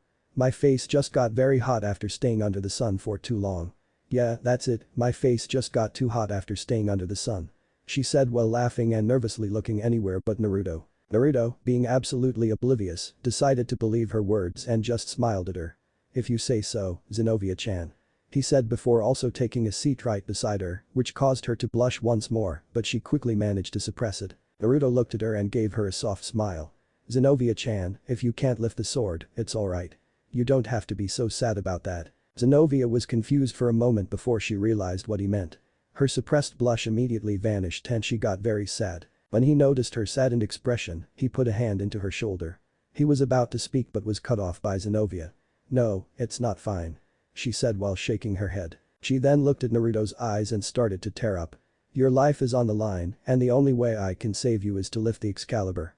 If I can't lift it, then she then looked away and started to sob, while tears fell from her eyes. Naruto looked at her for a few moments before bursting out into a full-blown laughter. Zenobia looked at him in shock. Whatever she was expecting, this wasn't it. For a few minutes, Naruto kept laughing while holding his gut in pain, and Zenobia just stared at him with widened eyes and an open mouth. When Naruto finally stopped laughing, he looked at her with his one eye while wiping a drop of tear with his index finger from his other eye. Seriously, Zenobia-chan, you think that I will let that psychopath do whatever he wants with me? He then leaned forward and wiped the tears from her cheek, which earned him a blush. He then closed an eye and pointed a thumb at himself. I'm made of really tough stuff. That stupid psychopath will have to go through a lot of hell before he gets to me. So don't worry about me, okay? He said with a confident grin. Zenobia, despite his reassurance, couldn't help but feel worried for her one and only friend. With reluctance, she nodded her head and decided to trust him. Alright Naruto-kun, I will trust you. She then stood up and gave him a determined look. But I still have one more day before the end of the bet. So until then, I will train and try to lift the Excalibur destruction. Naruto sighed and gave her a nod. Alright Zenobia-chan. I wish I could help you more, but besides physical training, I can't help you with that holy energy of yours. That's something you have to figure out yourself. Zenobia gave him a grateful smile. It's okay Naruto-kun, I know holy energy is not something you understand and it's totally fine. And besides, I'm really grateful for the training you gave me. But now, this is something I have to do myself. And I will do it and I won't let you get hurt by that bastard. She said the last part with an edge on her tone. Naruto couldn't help but feel flattered to hear that she won't let him get hurt and she truly cared for him. So, with a happy smile, he also got up and wrapped his hands around her back to give her a hug, which caused her face to get nuclear red. After holding her for a while, he finally let her go and gave her his true smile. Thank you Zenobia-chan. I'm a really lucky guy to have a friend like you. He said with a sincere tone. When Naruto said that, Zenobia couldn't help but feel happy to hear that he feels very lucky to have her as a friend. But she also felt a bit disappointed for some reason. She didn't know why, but a small part of her wanted him to think of her as more than a friend. But what more did she wanted him to think of her as, she still doesn't know. Despite her inner turmoil, she still gave him a cute smile which made even our dense idiot blush. Mustering up her courage, she held his hands and looked at him cutely. Now our poor knucklehead is blushing even harder. He doesn't know why, but when he looked at her, his heart started to pump at a very fast speed. For him, it felt like someone was trying to hammer his heart out of his chest. For Zenobia, it's the same but more intense. But she didn't back down and kept staring at his sapphire blue eyes. Thank you Naruto-kun, I am really happy to hear that you feel that way. She said before leaving his hands and quickly got out of the park to go to the Excalibur. Naruto once more froze on the spot. He didn't move for a few seconds before he slowly looked down with a red blush on his cheeks. Why? Why does my heart always feel like this? He then narrowed his eyes. Whenever I look at her or think about her, I always feel something that I can't really explain with words. Just what is this that I'm feeling? He questioned himself. Before he could think further, he was interrupted by Shinton. Naruto, I have sensed some people outside the barrier. Yes, the whole church is surrounded by a magical barrier which prevents other children from escaping the church. Are they from this church who's entering after finishing a mission or something? Shinton shook his head from the subconscious. No, their energy signatures are different. The energies I'm sensing are similar to the ones they call exorcist. But among them, one of their energy is not matching with the others. Naruto narrowed his eyes. How so? He asked. Well, the other energy is well to simply say, it's like a light. Naruto looked at the space in confusion. Light? Like, actual light? He asked. Shinton put a hand into his chin and thought. To be honest, I'm not sure myself. And not only that but if I'm sensing it correctly, it feels like very innocent and pure. Naruto blinked. Innocent and pure, huh? He then closed his eyes and shrugged. Well, I guess this is something that this world's people possess. Which also shows how different they are from our world. Shinton gave a shrug of his own. True. But still, no matter how innocent or pure it is, it might pose a threat. So stay on your guard in case they attack. He said with narrowed eyes. Naruto gave him a nod. I will. Besides, even though I don't want to brag but I'm not someone who they can mess with. If they fight, then I will happily kick their asses all the way to Sunday, Dadabeo. He said before looking at the direction where the unknown people were standing outside the barrier. He then clenched his fist and grew a determined expression. No matter what, this time, I will protect my precious people. He then looked down and started to think about Zenobia.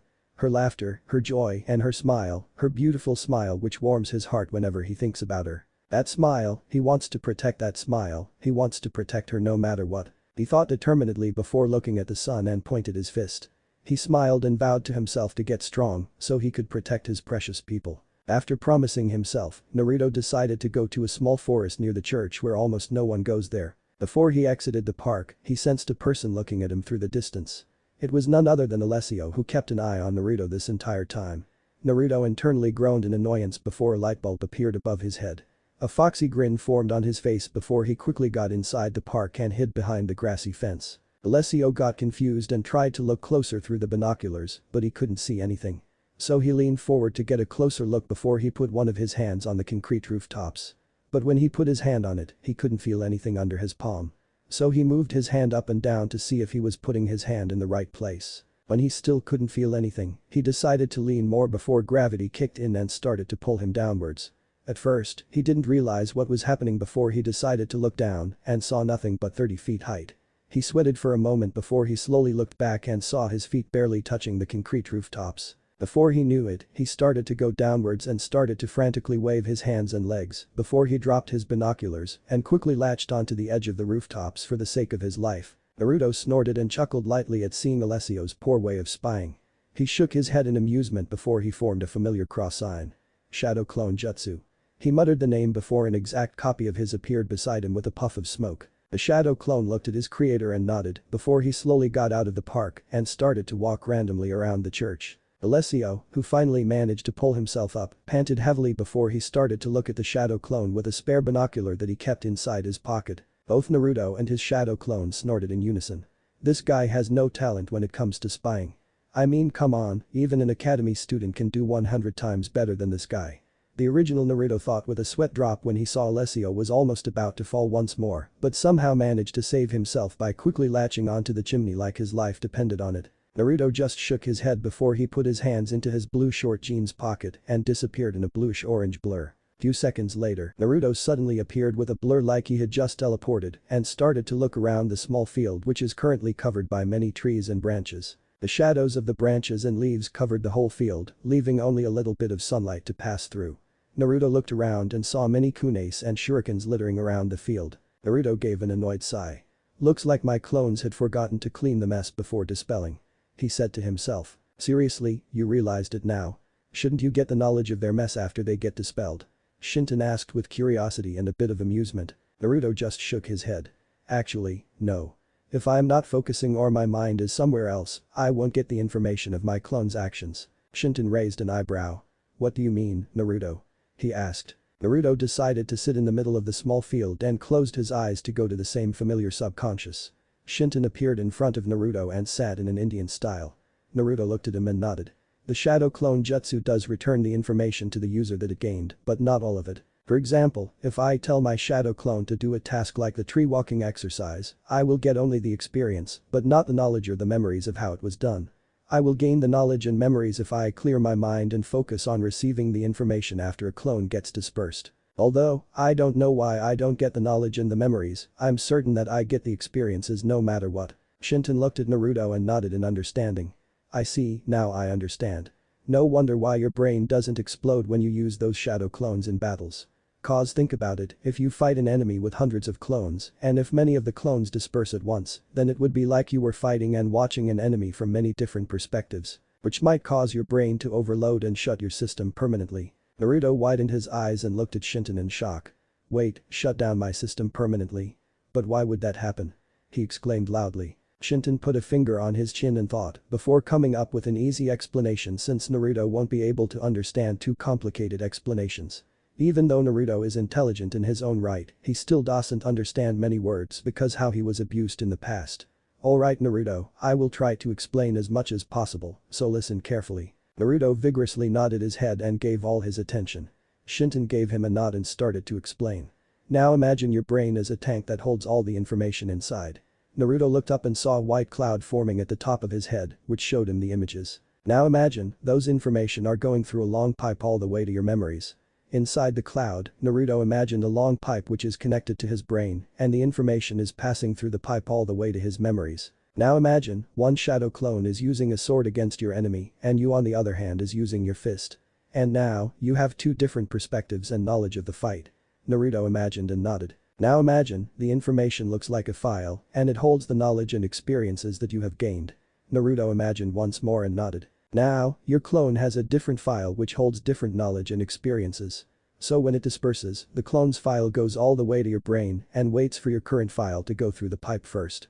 Normally, this wouldn't be any problem if you use clones less than 30. But if you use over 100 clones and if they get dispersed all at once, then your brain will get filled by all those clones' files and will block the entrance of the pipe, which will stop the files from entering your memory and will cause your brain to blow up cause of the lack of space. Naruto's face immediately got pale at hearing what Shinton said. He then gave him an uneasy smile and asked in a scared tone. Then Shinton, why didn't it happen already? How the hell am I still alive? Naruto asked while shivering and cringing at thinking his brain getting blown up like a bomb and getting scattered around the ground. Shinton thought for a moment before he looked at him and scratched the back of his head.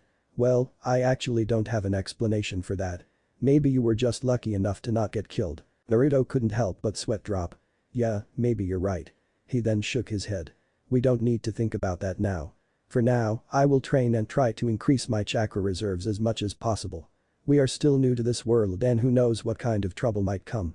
Shinton couldn't help but agree with that. You're right, but don't overtrain yourself or else those guys might find out about your little secret. And just as you said, we don't know what kind of trouble we might need to face. Naruto gave him a nod. Don't worry, I won't. He said before disappearing from the subconscious. Naruto opened his eyes and formed the familiar cross-hand seal in front of his chest. Multi-shadow clone jutsu. He shouted and with a puff of smoke, 5 clones appeared in front of Naruto and looked at him with a deadpan expression. Seriously boss, you want us to do those chakra control exercises, again? One of the clones exclaimed. Naruto looked at the clone and sighed. Look, I hate this just as much as you do but we have no other choice. We need our chakra reserves to be big if we want to be ready for those threats that Shinton warned us about. The clones looked at each other and sighed. But boss, why do you always sit here while we climb the trees and do other chakra control exercises? Naruto looked at the clone in a deadpan expression. Seriously, you don't know why I always do this? The clone shook his head, which made Naruto's deadpan expression even more deadpan if it was possible. Seriously, you're my clone for God's sake, you should know why I do this. He exclaimed. The clone scratched the back of his head in confusion which made the other clone sigh. One of the other clones came closer to the clone and slapped the back of its head, which made the clone face planted to the ground and pop out of existence. Naruto just sighed and told his clones to do the exercise while he sits in the middle and meditates to clear his mind and to increase the chakra reserves. Well with Zenobia is still trying to lift the sword with all her strength, but the sword won't budge an inch. She sighed and decided to take some rest before she tried once more to lift the sword. But still no success. Zenobia left the handle of the sword and sighed. She then looked at her hands in deep thought. Why can't I lift the sword? I have trained for so long and still she then clenched her fist and gave a heavy sigh. I can't lift the sword no matter what. She then looked at her hands again. Just what am I missing? Naruto-kun has put his trust in me, he believed in me and before she could finish her thought, something clicked in her mind. Believe. She widened her eyes and looked at the sword and then looked at her hands, then back to the sword and then back to her hands. She did that multiple times before she exclaimed. Believe. Yeah that's it, it's believe. What I was lacking is belief on the god. That's the reason why I couldn't lift the sword. No, it's more like the sword didn't allow me to cause I was lacking in beliefs on the god. She thought before looking at the sword and gulped in nervousness. She slowly approached the sword and moved her shaky hands to grab the hilt. But before she could grab it, boom. Suddenly, she was blown away from the sword by an explosion that happened a few meters away from her, which caused her to fly all the way to a wall and crash into it. The moment she crashed into a wall, her eardrums started to ring and she couldn't even hear anything properly. Her vision started to get blurry and slowly, she blacked out. Before the explosion, Naruto was still sitting in the middle of the field in a meditative stand. He was meditating for 2 hours before a tired clone came to him. Boss, I'm out of chakra and soon will dispel. The other clones also came and said the same thing in unison. Naruto didn't open his eyes but still replied. Okay, you all can dispel yourself now. It's too late anyway. When Naruto said that, every clone cried out in happiness before quickly dispelling at once. He felt a migraine in his head when all the clones dispelled. Naruto narrowed his eyes and started to rub his forehead in discomfort. Ouch, that actually hurts. What the hell just happened? He thought before opening one of his eyes and gritted his teeth in pain.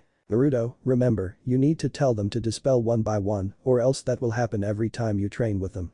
Even though your mind and spirit is old, your brain itself is still developing along with your body. Naruto sat in an Indian style and crossed his hands while tilting his head to the side in confusion.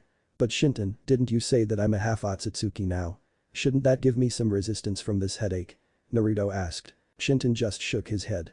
No Naruto, well actually it does, but just as I said, your body and your brain is still in a developing stage.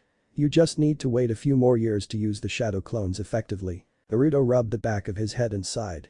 You know, I'm missing my teenage body. I just wish I could grow up quickly. Shinton gave him a chuckle. Be patient Naruto, be patient. Besides, you're doing very well with the training. I can sense that your chakra reserves have increased drastically. Naruto widened his eyes in excitement. Really, how much did it increase? Shinton put a finger on his chin and thought. Well, the amount I have sensed is very big. Like a 200-meter large pond which is 50 feet deep. Naruto's eyes widened in shock. What? That big? He exclaimed. Shinton nodded. Yes, that big. But before Naruto could say anything, boom. Suddenly, he heard a huge explosion in the distance. Naruto widened his eyes and quickly got up to see where the explosion came from. Before he could use the body flicker, his senses suddenly flared up and he sensed at least over 50 people approaching the church. Naruto was a bit surprised at his certain senses, but he didn't care about it for now and focused on sensing the people who were outside the barrier. Without thinking, Naruto quickly used one hand seal and closed his eyes to focus his senses. Unknown to Naruto, he instinctively pulsed his chakra towards his right eye and suddenly, veins started to pop up in the right side of his eye and he started to sweat while gritting his teeth in exhaustion. Suddenly, Naruto's vision has changed, which made him really confused. When he closes his eyes, obviously his vision gets black. But when he tried to use the senses his vision suddenly got transparent and he could also see all the way around his body. Like he could see all 360-degree angles. Huh? Whoa. I never knew that sensory people get this kind of vision. It's incredible. It's like I can see all the way around my body and wait I can also see through objects. He exclaimed before he pulsed more chakra and suddenly, his vision started to zoom like a telescope which he obviously doesn't know what it is. But his vision zoomed where he focused and saw something that made him even more confused. He saw many big winged creatures flying towards the church with a weapon on its hand. Wait, is that? He then narrowed his eyes and tried to understand the nature of the weapon that the creatures were holding. The weapon that they are holding is glowing like a light. Shinton, did you by any chance sense those people with those other exorcists who were waiting outside the barrier? Naruto asked. Shinton shook his head and also looked at the sky with narrowed eyes. No, I haven't. They recently just appeared out of nowhere. Like they just teleported inside the barrier. Naruto snapped his eyes open and looked at his surroundings with deep thought. So I was right, this world has its own unnatural beings besides humans. That guy left a lot of explanations behind. He then pumped his fist into his palm and exclaimed angrily.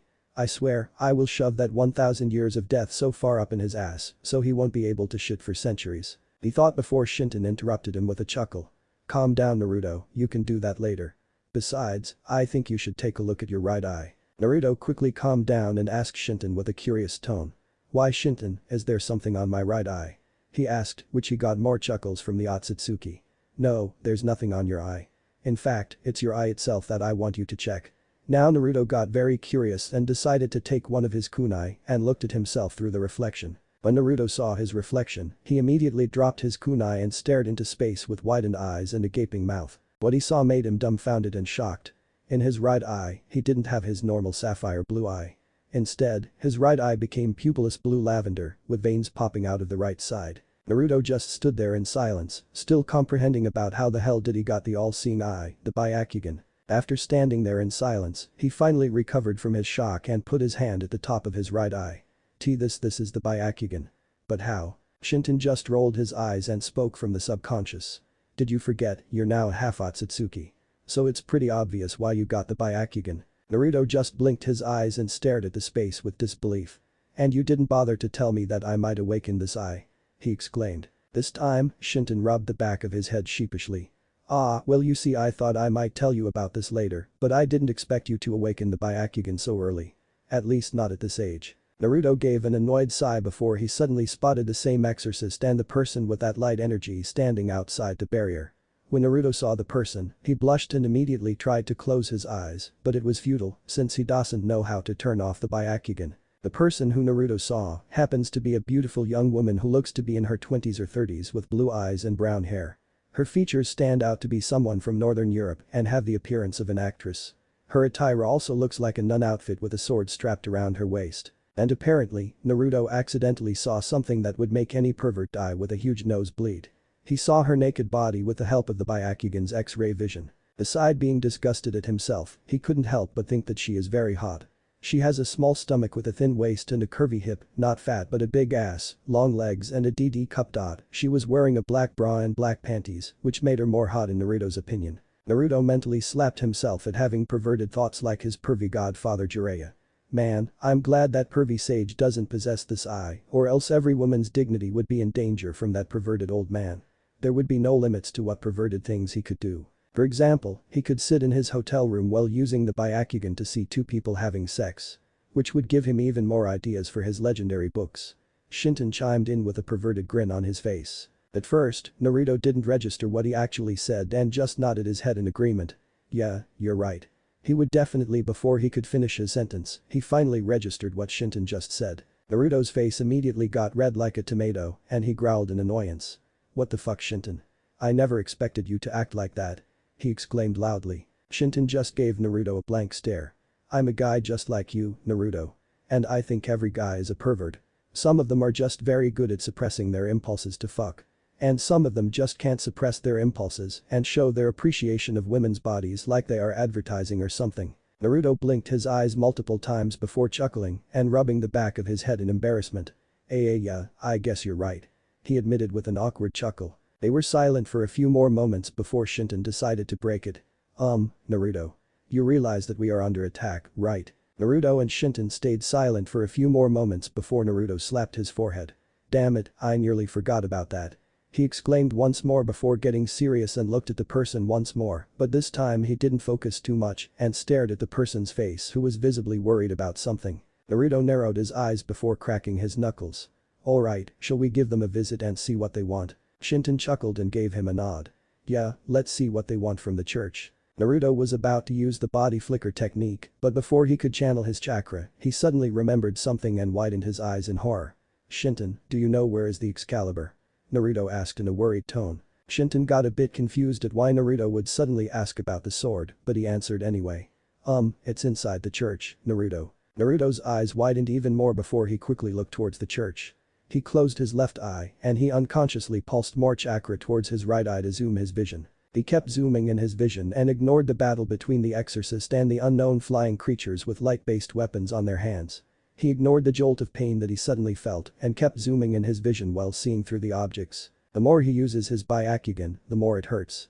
Suddenly, blood started to drop from his eye and he felt even more pain than before. But he still ignored the pain and kept looking around the church. After looking around the church for a while, he finally found the Excalibur. But around the Excalibur, there was a huge crater formed in the ground and it was burned. Like an explosion just happened and caused the crater to form. When Naruto saw the crater, he started to panic and frantically looked around the room. After looking for a while, he noticed a small crater formed on the wall which was a bit further to the crater around the Excalibur. He quickly looked at the small crater to see if the person he was looking for was there or not. When he found no one, he sighed in relief. Ah, she is not here. He thought before he stared at the now very empty but messed up room with confusion. If Zenobia-chan is not here, then where is she? He thought to himself before he finally felt the intense pain and quickly closed his right eye while kneeling down to his one knee. Ah. It hurts. He shouted while rubbing his right eye to soothe the pain. Naruto. Stop sending chakra towards your right eye. Or else you will bleed even more and soon you will lose your eyesight. Shinton warned while instructing Naruto how to close the Byakugan. After some more painful trials, he finally managed to close the Byakugan and took a very deep breath and sighed in relief. That hurts a lot. Hey Shinton, what the hell just happened? Naruto asked with a bit of confusion. Naruto, you have recently just awakened your Byakugan and using it so intensely will cost your eyesight. You need to let it adjust to your chakra and to your brain cells naturally before you could use it so intensely. For now go easy and don't use it for too long. Naruto nodded in understanding before he stood up and used one hand seal to use the body flicker technique and disappeared in a yellow blur. Outside the barrier, the mysterious person with the exorcist is now looking at the church with worried expression. Few exorcists are trying to break through the barrier, but the barrier is surprisingly very strong. No matter what they throw at the barrier, either it's light bullets from the gun that they are holding or the light swords, the weapons didn't even put a scratch on the barrier. One exorcist went to the concerned unknown person and gave her a bow. Sister Griselda, the barrier is surprisingly very strong. We can't even put a scratch on the barrier." The unknown person now named Griselda put a hand onto her mouth and gasped in horror. "Oh my lord, if we can't break the barrier, then those poor children will die," she said with a sad tone. The exorcist got saddened at hearing Griselda's word. So some of them stopped whatever they were doing and put their hands together in a praying position and started to pray. Griselda and the others were about to pray too, but suddenly, Naruto appeared right in front of the barrier where some other exorcists were standing, and they immediately dropped their asses to the ground at seeing Naruto suddenly appearing like a yellow blur. Griselda and a few others gasped in surprise when they saw Naruto suddenly appear, like he had just teleported right in front of them. Naruto used the body flicker and appeared right in front of the barrier where on the other side the unknown person and some exorcists are looking at him in surprise. Naruto cautiously looked at the people and the person with suspicion. Naruto wanted to use his emotional sensing ability to see if they had any ill intention, but unfortunately, the barrier is preventing him from sensing their emotions. Naruto's sensing abilities are still developing besides his body, so he cannot sense through barriers and determine if they are foes or allies. He also can't talk since the barrier also blocks any sounds outside to inside and inside to outside. So he did what he knew best. Hand signs. When he did the 3 years training with Jiraiya, he was forced to learn animal hand seals for jutsus and hand signs for human language. So he tried to talk to them using hand signs to see if they understands or not. Naruto used a couple of hand signs to ask a question. "Who are you?" At first, Griselda was shocked when Naruto just teleported right in front of them. But she quickly recovered when she saw Naruto trying to talk to them using hand signs. When she realized what kind of hand sign he is using, she answered him using the same hand signs but a bit differently. "We are here to help," Naruto asked. "Why would you help us?" Griselda answered. "'Cause we found out this church is kidnapping other children and they have one of our swords." Naruto nodded and asked another question. "How would I know that you really want to help us?" Griselda gave him a kind smile. "Trust me son, we only want to help," she said while raising her hands in the air in a peaceful manner. Reading body languages is not Naruto's specialty. But when it comes to facial expressions, Naruto can detect that very easily. So he stared directly into her lighter shade of blue eyes and saw nothing but truthfulness and kindness. Naruto didn't know how he should feel. Even though he can't sense their emotions, he knows who's an enemy when he sees one. And they don't look like one. "Naruto, I say you help them to get in. I can see they are not enemies." Shinton spoke from his mind. "Are you sure, Shinton? Should we trust them?" Naruto asked a bit hesitantly. Shinton gave him a nod. "Trust me on this one, Naruto. I can see they genuinely want to help." Naruto mentally gave a nod to Shinton and looked at Griselda who was still raising her hands up. So with reluctance, he went closer to the barrier and used hand signs to tell Griselda to tell everyone to move away from the barrier. When she saw the hand signs and noticed what the sign meant, she gave him a nod and told everyone to move away from the barrier. "Okay Shinton, I have told them to move from the barrier. Now what should I do?" Naruto asked. Shinton put a finger into his chin and thought. "You need to use something that can pierce through this barrier, not something that can smash like your Rasengan." Naruto groaned in annoyance. "Damn, this sucks. I could have used the lightning blade to pierce the barrier, but I need to train on the jutsu again. So that's out of the bag for now." Shinton thought for a while before a light bulb appeared at the top of his head. "Yes, I think that would work." He thought to himself before asking Naruto a question. "Naruto, you saw the Hyuga's gentle fist style, a trigram's palm technique, right?" he asked. Naruto was a bit confused but nodded anyway. "Good, now I want you to use that technique to strike into one single spot multiple times." Naruto couldn't help but give him a deadpan look. "Are you serious, Shinton?" He then pointed a finger at himself. "What makes you say that I know the gentle fist art?" he asked with a sarcastic tone. Shinton gave him a chuckle. "Naruto, it's not that much different than your frog kata. Instead of doing an open hand strike using Senjutsu chakra, you simply just have to strike one single spot multiple times with one finger while using your own chakra," Shinton explained. Naruto blinked. "So basically, you're telling me to poke one single spot multiple times the way I do with my frog kata?" Shinton nodded. "Yes exactly." Naruto didn't know if it would work or not, but he would at least try. He took a deep breath before walking towards the barrier and soon took a stance a few centimeters away from it. He positioned his right hand backwards in a thrusting motion while positioning his left hand in front of his chest horizontally. Griselda and the others are watching this in curiosity, wondering what he is about to do. Without any warning, Naruto thrust his right hand and struck the barrier with his index finger. At first, nothing happened. Griselda and the others looked at Naruto with a sweat drop. Sister Griselda. What is this child trying to do?" One of the female exorcists asked her with a confused tone. I don't know," she said while giving her exorcist a confused look before looking back at Naruto. With Naruto didn't know why, but when he struck the barrier with his right hand's index finger, he felt a tingling sensation on his finger, like something had just poured from inside out. He brought his finger closer to his face and stared at it for a few moments before he positioned his left hand backwards to strike. With a shout, Naruto thrusted his left hand and struck the same spot with his index finger. And again, he felt that same tingling sensation that he felt before. But he didn't stop there. He struck again with his right index finger, and this time, the tingling sensation has increased. He ignored the feeling and kept striking the barrier with his left and right index finger at the same spot. While he was striking, he didn't notice that the tingling sensation he was feeling was actually him expelling chakra from his finger. Well, not expelling but more like injecting through the barrier. And when the chakra was injected through the barrier, on the other side, it looked very pointy like a small spear. Unconsciously, Naruto activated his Byakugan and he started to thrust his fingers at an inhuman speed. He thrust his fingers so fast that it looked like a blur. Unknown to Naruto, the more he thrust his finger at the same spot, the spot started to get thicker and wider, like when you're making a hole in a plastic. Suddenly, a small hole appeared at the spot where Naruto was striking and started to get bigger. When he thrust his left finger at the spot, the hole got bigger when the finger suddenly passed through the barrier. Now, the barrier can self-repair if a small damage has been done to the barrier. But if the damage is too big, then it won't be able to handle more damage and soon will disappear like a shattering glass. Shinton quickly noticed what type of barrier it is and warned Naruto about its nature. Naruto, this barrier can self-repair and soon it will repair the small hole you made. Quickly, use an open hand strike at the hole. Naruto didn't say anything and just did what Shinton said. He used his right hand to deliver an open hand strike and soon, he struck the hole while unconsciously expelling a large amount of chakra from his palm, causing the barrier to stretch out even more and soon shatter into millions of pieces. Naruto dropped to the ground in one knee while breathing heavily. Whatever he did, he felt very exhausted after breaking the barrier. While he has more chakra to spare, his biceps and his two fingers are aching in pain. But Griselda, when she and the other exorcists saw what Naruto did, all of them dropped their jaws on the ground in shock and amazement. Except for Griselda and for some few exorcists. They didn't say anything and kept staring at Naruto, who suddenly collapsed to the ground in one knee while breathing heavily. When Griselda finally noticed Naruto's exhausted form, she quickly recovered from her shock and immediately got in front of Naruto while kneeling in one knee. She put one hand into his shoulder and the other hand into his whisker cheek. She lightly rubbed it with her thumb which caused Naruto to close his eyes and purr like a fox. At first, Naruto felt like he was in heaven.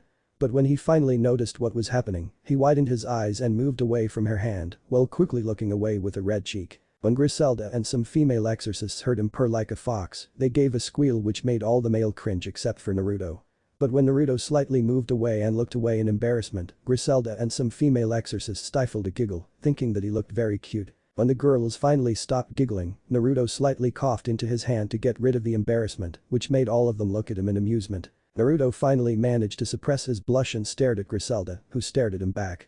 They kept staring at each other for a few moments before Naruto gave a sigh. "Follow me, the church is over there," he said while pointing a finger towards the now almost destroyed church. Griselda saw where he was pointing and looked at him with a smile. "Thank you son, we promise that we will save your friends from those fallen angels," she said while rubbing his head affectionately, which made him very calm for some reason. She then looked at her subordinates and nodded to them. They also nodded back before she looked at Naruto and gave him a nod as well, telling him that they will follow him to the church. Naruto nodded and quickly started to rush towards the church with only one thing on his mind. "I will save you Zenobia-chan. Just wait for me a little longer," he thought before quickly increasing his speed, almost running like the speed of a bullet which made Griselda and her subordinates shock in astonishment. Even though Naruto is clearly the fastest, the other people who are following him are no slouch and somehow manage to catch up. Few minutes later, Naruto and the others finally reached the battle between the creatures called fallen angels and the exorcists from this church, who are dying one by one at the hands of those fallen angels. The ones who are still in training are mostly kids, so they quickly backed away and have hidden in different places in fear. One fallen angel suddenly noticed a kid who's at the same age as Naruto and grinned maniacally, which made the poor kid piss his pants in fear. The fallen angel was about to attack the kid but was immediately dropped to the ground with a thud. Blood started to leak from its skull. The other fallen angels and the exorcist suddenly stopped and looked at the now dead fallen angel in shock. One exorcist went closer to the dead fallen angel and saw something stuck in its skull. So he pulled the thing whatever it was and looked at it with curiosity. It was a small knife which looks like a leaf-shaped blade and the lengths might be 10 to 15 centimeters long and has a ring at the top of the handle. The exorcist who was holding the small knife looked at it for a few moments before looking in the direction where it came from. The other exorcists and the fallen angels also looked in the direction and widened their eyes in shock. They saw a kid around 5 or 6 years old with golden blonde hair, whisker marks on its cheeks, and sapphire blue eyes. The kid is currently standing at one of the tree branches and his right hand stretched out at the front and his fingers were stretched out as well, causing many of them to believe that he is the one who did this. One of the other fallen angels quickly recovered from its shock and growled at the kid with anger. "You little whelp. What the fuck did you do?" the fallen angel asked with anger. The kid, who we know as Naruto Uzumaki, smirked at the fallen angel and narrowed his sapphire blue eyes. "Nothing, just this," he calmly said before he swung his other hand so fast that it looked almost instantaneous, like they couldn't even see his movement. First, Naruto held his other hand horizontally in front of his chest and in the next second, his hand was stretched out along with his fingers. The fallen angel who was insulting Naruto suddenly froze at the spot and widened his eyes in shock. On his right cheek, he got a long and deep gash where a trickle of blood started to leak. The fallen angel slowly touched the spot and gasped in shock. Naruto looked at the fallen angel and gave him a cold glare. The glare was so cold that every adult refuses to believe that this is a kid. And they are technically not wrong, since Naruto is actually mentally an adult. "I will give you one chance to leave. If you continue fighting, then I won't hold back," he calmly stated, which infuriated the fallen angel even more. So with a battle cry, the fallen angel brought his wings and flew towards Naruto at an incredible speed. Even though the speed was impressive, it was still nothing compared to the speed of a mid-genin. So for Naruto, it's like he is watching a snail. Naruto didn't want to kill. If he passionately hated something in his life, then that is killing. It's pointless if you bring life in the world and later to just take it away. He don't want to kill, but he is not a naive child anymore and understood why sometimes killing is necessary. So with reluctance, he jumped from the branch and landed in one knee before suddenly disappearing in a blur. The fallen angel who was rushing at Naruto suddenly stopped midway and frantically looked around for Naruto. But when he couldn't find him anywhere, he decided to go back to his fellow fallen angels and look for the kid who tried to threaten them. But before he could turn, his neck suddenly got a long line and in an instant, Naruto appeared a few meters away from the fallen angel. He was standing calmly while holding the same leaf-shaped weapon on its hand. Naruto looked behind his shoulder and with one flick of his wrist, the fallen angel's head slowly separated from his shoulder and slowly dropped to the ground with a thud. And seconds later, his body also followed before it disappeared with purple particles. Everyone was shocked. They couldn't believe that there's a child who's so fast and so skilled with only a weird knife. Naruto looked at the fallen angels and smirked. "Anyone else?" he calmly asked. The fallen angels, who saw Naruto's confident smirk, couldn't help but give him a malicious grin which inwardly made him shiver at the looks that he is getting. "You're showing too much confidence, kid," a fallen angel said while licking his lips. "And that kind of confidence is never good. Maybe we should show you why you shouldn't mess with us," he said before creating a light spear with 3 points like a trident and rushed towards Naruto at a high chunin speed. Behind him, several other fallen angels also created their own respective light spears and followed behind him to teach him some lessons. Naruto saw that and grimaced. "Damn it, it's too many. I won't be able to handle all of them at once," he thought before he heard a firing sound from behind. Bang. The fallen angel who was at the front suddenly stopped and looked back to see one of his kind got shot at the head and disappeared in purple particles. He then looked in the direction where the firing sound came from and frowned. "You, what the hell are you doing here, bitch?" the fallen angel exclaimed while pointing a finger at Naruto's direction. Well, more like pointing behind him. Naruto raised an eyebrow but didn't comment about it. He didn't need to look back since he knew who was standing behind him. Griselda, who saw the whole action, couldn't help but think that something is very unusual about Naruto. Even though the 2 fallen angels that Naruto killed were the weakest, they were still strong in their own right. And Naruto, who's not only a human but also a child, killed the 2 fallen angels with such ease that it's not even funny. Like he is some sort of super child soldier. And not only that, but he also used an unknown energy to break the barrier. Griselda couldn't help but ask herself.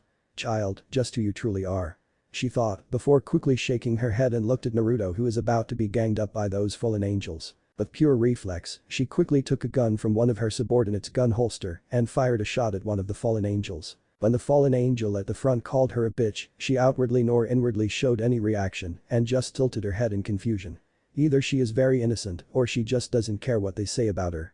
Hopefully it's somewhere in the latter. Anyway, the exorcists behind Griselda didn't even move a single muscle and just stood there in shock. But fortunately, one of them recovered from her shock and quickly ordered the others to attack the fallen angels, which they quickly complied and brought their light weapons before charging at the fallen angels. The one at the front looked behind the other fallen angels and said, "You guys take care of those exorcists. And I will take care of that runt." he said before looking at Naruto and rushed at him with the trident-looking spear on his hand. Naruto saw the upcoming fallen angel and quickly took a stance while reverse holding his leaf-shaped blade in his hand, also known as a kunai. He slowly pulsed his chakra towards his kunai and caused it to glow bright green before it got covered by a layer of wind chakra. When he got ready, immediately the fallen angel appeared right in front of him before thrusting his spear at him, aiming to his chest. Even though the fallen angel has thrust his spear very fast, it was still very slow for Naruto. When the spear got a few centimeters closer to his chest, he immediately blocked the spear with that same wind chakra-encoded kunai and held it for a few seconds before he quickly sidestepped and delivered a roundhouse kick on his abdomen, which caused his ass to stick upwards while flying. And before he could register what happened, Naruto quickly spun around after the roundhouse kick and delivered a back kick into his waist, which caused him to fly and crashed all the way into a tree. The fallen angel slowly stood up in one knee while holding his side in pain. How is it possible for a human runt to possess this much strength? The fallen angel thought in shock. But before he could think further, he was pinned down by many small blades which looked like a star and had a hole in the middle. Despite the incredible pain he is feeling, he didn't scream like a bitch and just gritted his teeth in pain and frustration. Naruto can literally see his pain and frustration from miles away and felt very bad for what he is about to do next. Naruto slowly walked towards the fallen angel who only growled at him in anger. "You fucking runt. You will pay for what you have done." The fallen angel exclaimed in anger. Naruto just shook his head and sighed before he looked at him with a cold stare which made his spine shiver. "You whatever you are, you will tell me everything I ask or else." He hung his threat in the air while giving him a cold glare which somewhat intimidated him a bit, but his pride didn't let him to back down. "HMP, or else what? What a little runt like you can do to me." He tried to taunt him, but all he got was a blank stare which slowly turned into a frown. Interrogation is not something Naruto likes to do, but if he want answers, then he need to do this.